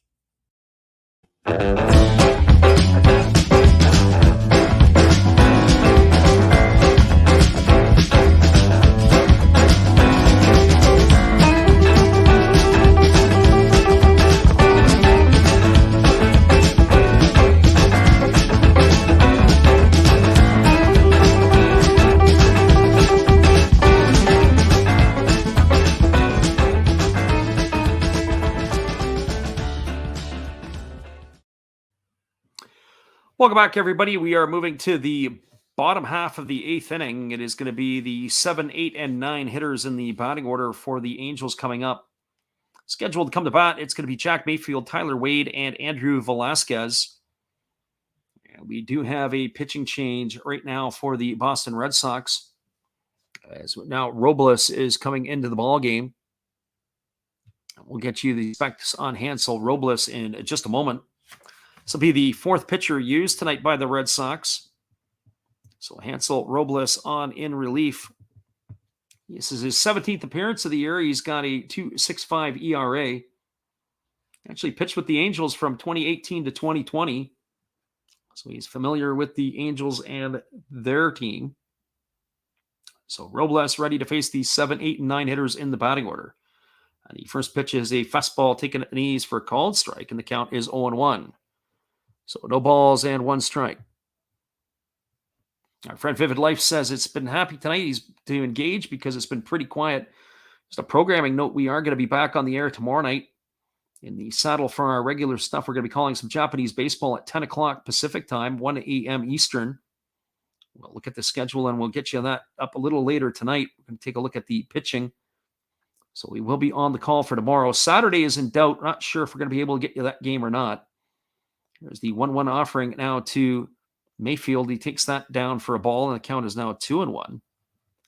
So 2 balls and 1 strike. It is the closer, Raciel Iglesias, who is up and throwing for the Angels. That will spell trouble for the Red Sox. He's one of the best in the game. A little bit surprised that Iglesias is still with the Angels. I thought about that last year because the reality of it is who cares if you have a good closer if you can't get to the place to be able to close? The former Cincinnati Red was picked up by the Angels, and it's kind of a waste having him there. There's a fastball swung on and fouled away, and the count is 2-2. If you've got a lights out closer, but you can't get them to use it, it doesn't mean a whole lot. Vivid Life says, am I going to put out any predictions this week? I usually do that sometimes on the Saturday, but this week I'm going to have a challenge in doing that. My schedule is all over the place. We've got rain here in this part of the country, and there's a fastball that misses down, and the count is 3-2. So the schedule has changed a whole pile of times over. They call something I've never heard of until I've moved out to the West Coast. An atmospheric river is coming in, and I don't know what kind of terminology that is. I've never heard that before. There's a fastball swung on. This ball is lifted into right center field. Moving over to his right and making the grab is Franchi Cordero, and he's going to put Mayfield away for the first out of the inning. It's been a very, very wet spring in the Pacific Northwest. So we'll have to take a look and be able to do that. If I did something, it might be tomorrow that we would do it, but I'm not even sure about that. It's going to be an early turnaround after this one. Get some rest in here and come back at it again for tomorrow night. And the first pitch delivered to the second baseman, Tyler Wade, is a ball that misses down, and the count is 1-0. So 1 ball and no strikes to Wade. Robles ready to go back to work. He kicks and he fires. It's a breaking ball that drops in on the outside corner, and the count is now 1 ball and 1 strike. So we have put out some predictions sometimes on the Japanese games. If you get a chance, don't forget to go check out our poll. We asked today who's got the best flow in Major League Baseball. There's a breaking ball that swung on and fouled away. The count is 1-2. I haven't looked in to see who the leaders were, but we did give the offerings of 5 players in that particular post. We say which player's got the best head of hair in Major League Baseball today? There was a fastball swung on and missed. And Wade has gone on strikes for the second out of the inning. The offerings that we put up were Noah Syndergaard, Thor for the Angels, Jorge Alfaro for the San Diego Padres. I got Lourdes Gurriel in that crop that he's got going on for the Blue Jays. Jonathan India for the Cincinnati Reds. And of course, Bo Bichette of the Toronto Blue Jays as well. So 2 Blue Jays make our pool. There were some other ones that were on our list that we didn't put on that we could have added. There's a first pitch breaking ball, misses down to Velasquez, and the count is 1-0. Velasquez is 1 for 3, but it was his big 3-run homer and the 6th inning that has blown this game apart. Velasquez is batting here with 1 ball and no strike count, and there's a fastball swung on and it's belted foul down the first base line. It's going to get into the corner, but it also gets ball to the ball boy. Got an error to the ball boy in right field as it got through him. Count is 1 ball and 1 strike. We've got an interesting poll up for tomorrow, but it's not going to go up. It's not going to be featured yet. And the question is we'll give you the preview. And the preview is would you like to see Montreal get a team back into Major League Baseball? There's a fastball swung on and fouled away. And the count is 1-2.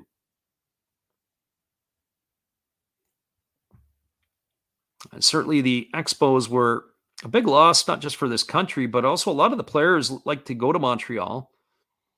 Even though you're in Canada, sometimes for a lot of people who are not in Quebec, it does feel like a foreign country within your own country with the French flavor.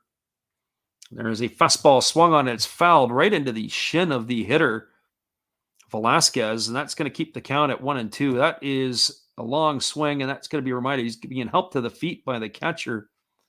He doesn't wear a shin guard either way, but he actually fouled it right off the inside of his calf on the right leg as he's down on all fours.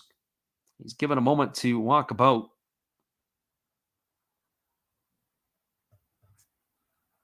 So 1 ball and 2 strikes to Velasquez.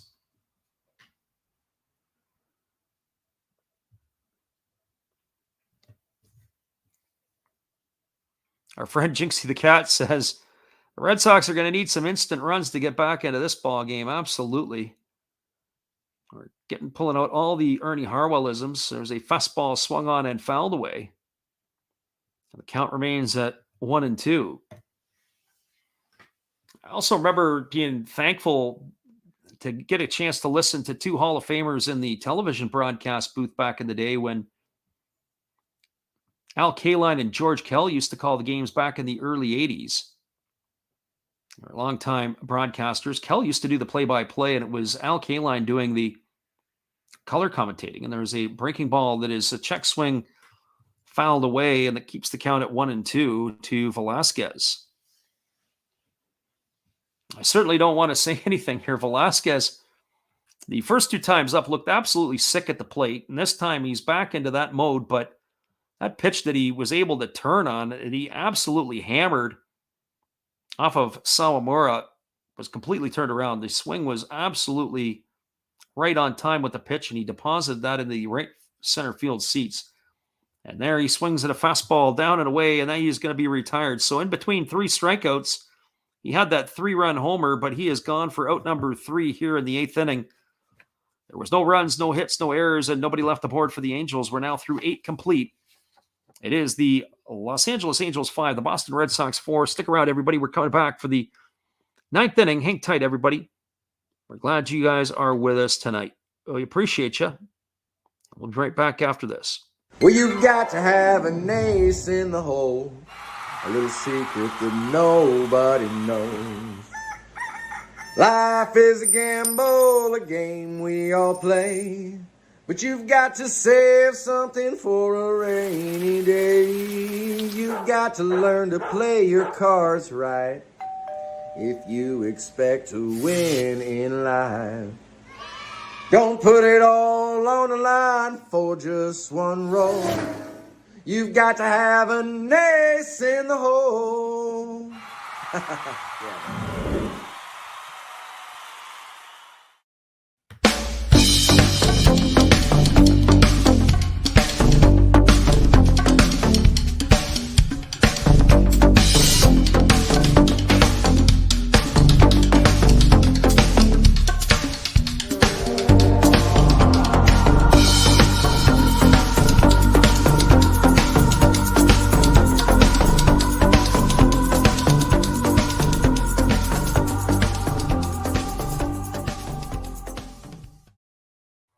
Welcome back, everybody. We are cruising to the top of the ninth inning. It is going to be coming to bat for Boston, Franchi Cordero, Jackie Bradley Jr., and Bobby Dahlbeck scheduled in their half of the inning. Our friend Living Room wants to know if there are any Al Kaline stories in the vault.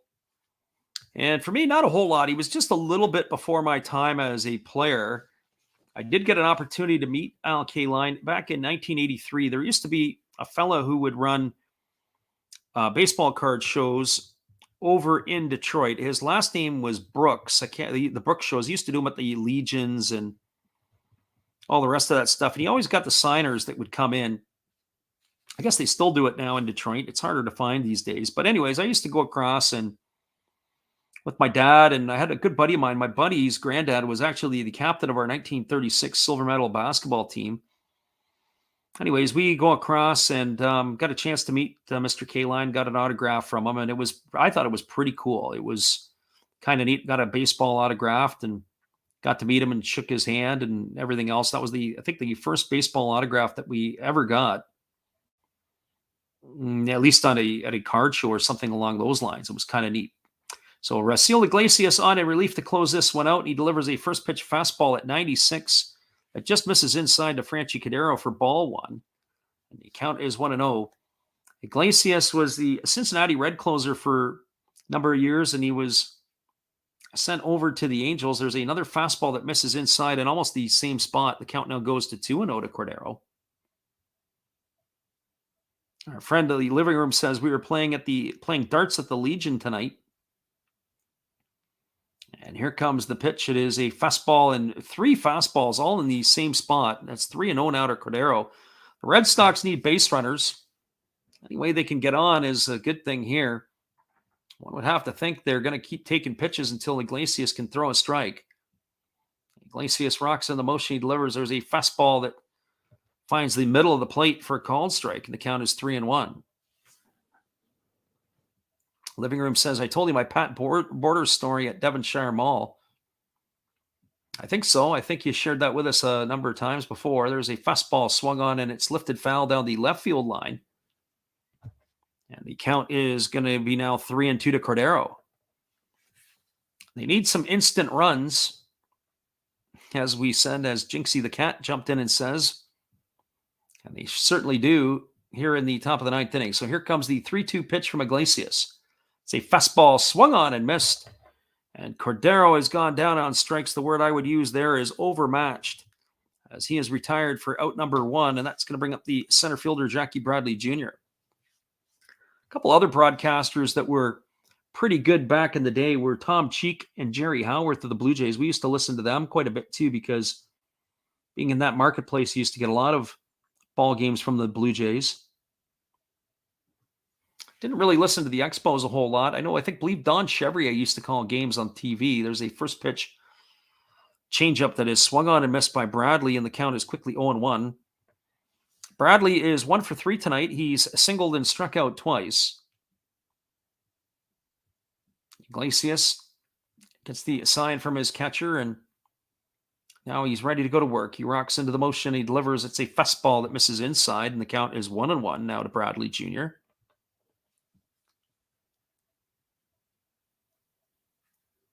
Jackie Bradley Jr., 1 for 3 tonight. As we said, he had that single back in the fifth inning. He takes a breaking ball down, and the count is 2-1. He's hitting .230 on the season. We'll do the out-of-town scoreboard after this one is completed, and then we'll wrap it up. As we said, we're going to be back on again tomorrow night. There is a fastball that Bradley squares to bunt, and he fouls that one off over on the third base side. That runs the count now even to 2-2.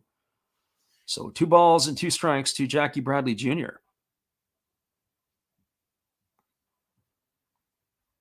Iglesias gets the sign from his catcher, Stassi, and now he is ready to go to work. They're using kind of the conventional signals at this point.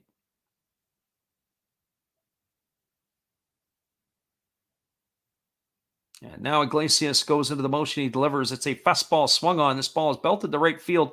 Coming in hard is the right fielder, Thomas, and he makes the catch. And that is going to retire Bradley for the second out of the inning. So 2 up and 2 away, and that is going to leave it all up to Bobby Dahlbeck. Our friend Vivid Life says, one more, guys, please. He needs that run. Well, if you've got a guy at the plate here in Bobby Dahlbeck, he could certainly turn a pitch around right here. He's got instant offense in that bat for sure. Dahlbeck is 1 for 2 on the evening. He singled, he's flown out to left, and he hit a sac fly back in the 5th inning that accounted for the first run. There's the first pitch fastball taken for a called strike. The count is 0-1. So no balls and 1 strike to Dahlbeck.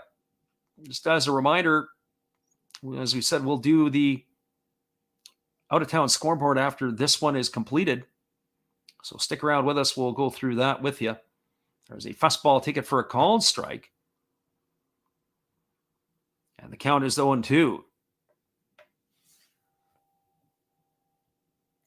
Vivid Life is looking for the Dahlbeck solo shot for a 5-3 ball game. That's correct.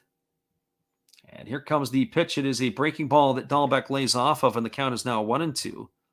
The crowd is on their feet in Los Angeles. They're willing the Angels on to victory here as they'll snap that 14-game losing streak. Iglesias rocks into the motion. He kicks and fires. It's a fastball swung on. It's belted foul down the right field line.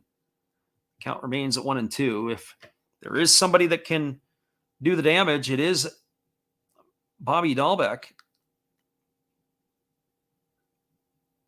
Shohei Ohtani looking to get the win here. It'll even his season record to 4-4. And here comes the pitch from Iglesias. It's a fastball that misses inside. The count is now 2-2. One would think that Dahlbeck's going to get a pretty good pitch to hit here.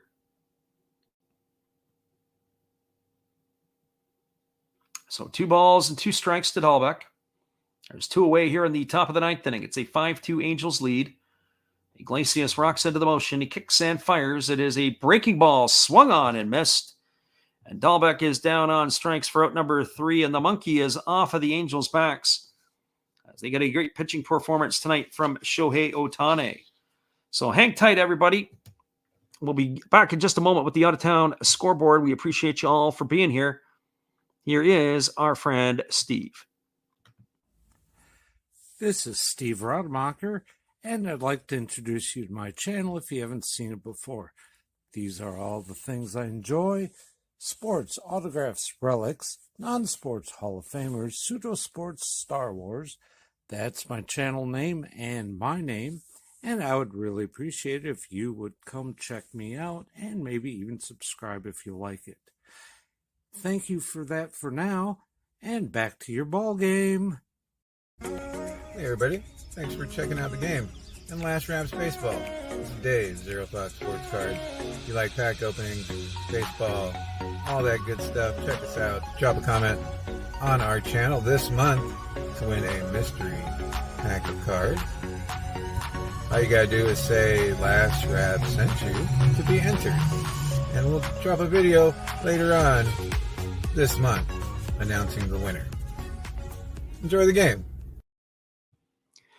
Welcome back, everybody. It was not a full slate of games in Major League Baseball tonight. There was only 11 games played today, and we'll take you through the finals.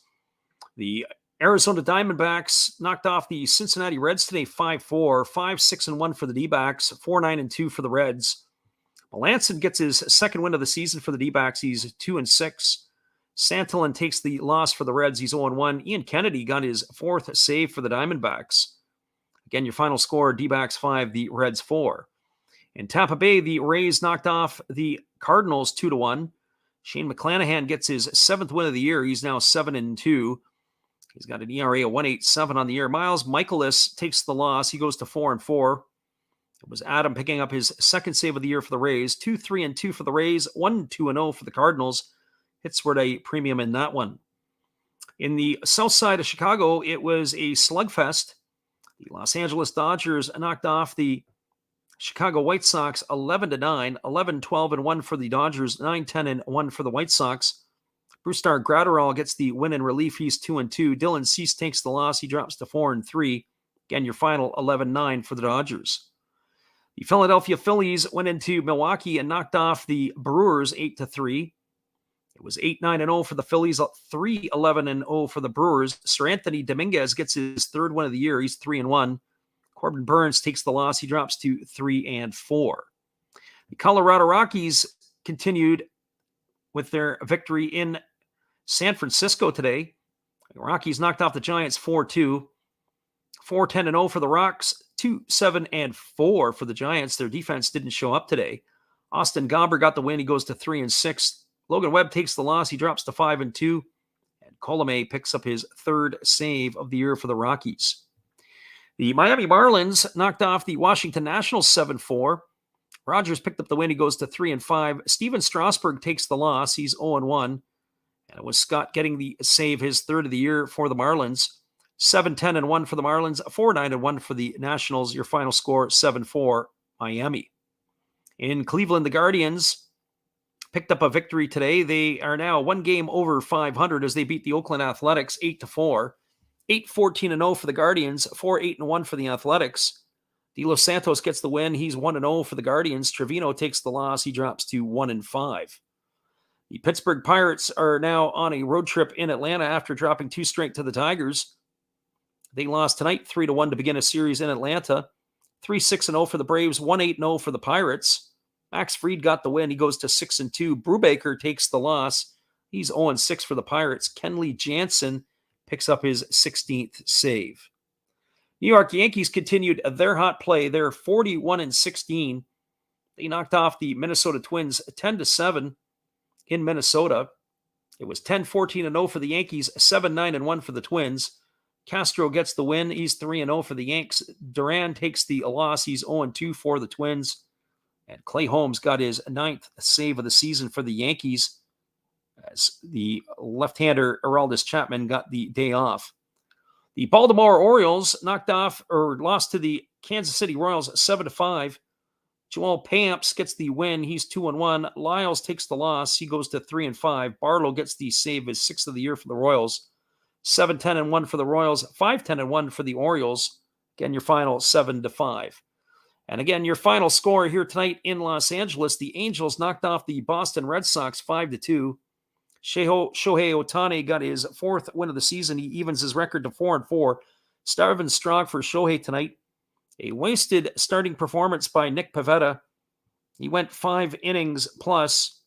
He unfortunately was tagged with the 4 runs. He struck out 11 in his time on the mound. 5-8-0 for the Angels, 2-6-0 for the Red Sox. Ohtani's 4-4. Pavetta's 5-5. Raciel Iglesias gets his 12th save of the season. And we want to thank everybody once again for listening in.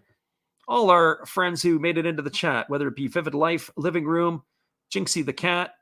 We also had others like Sauce Up Game checking in, The Big Show. Ryan again, St. Louis Cardinal fan 1990 and Blue Jays fan, The Card Closet. And everybody else who popped in here tonight that I may have missed. Josh S. as well. Thanks for being here, guys. We appreciate it. Once again, we'll be back on the air again tomorrow night to call the Japanese game. We'll let you know tomorrow morning once we see the pitching matchups, who we're going to call. It'll be interleague play, 10 o'clock Pacific, 1 a.m. Eastern. We'll be back doing it all over again.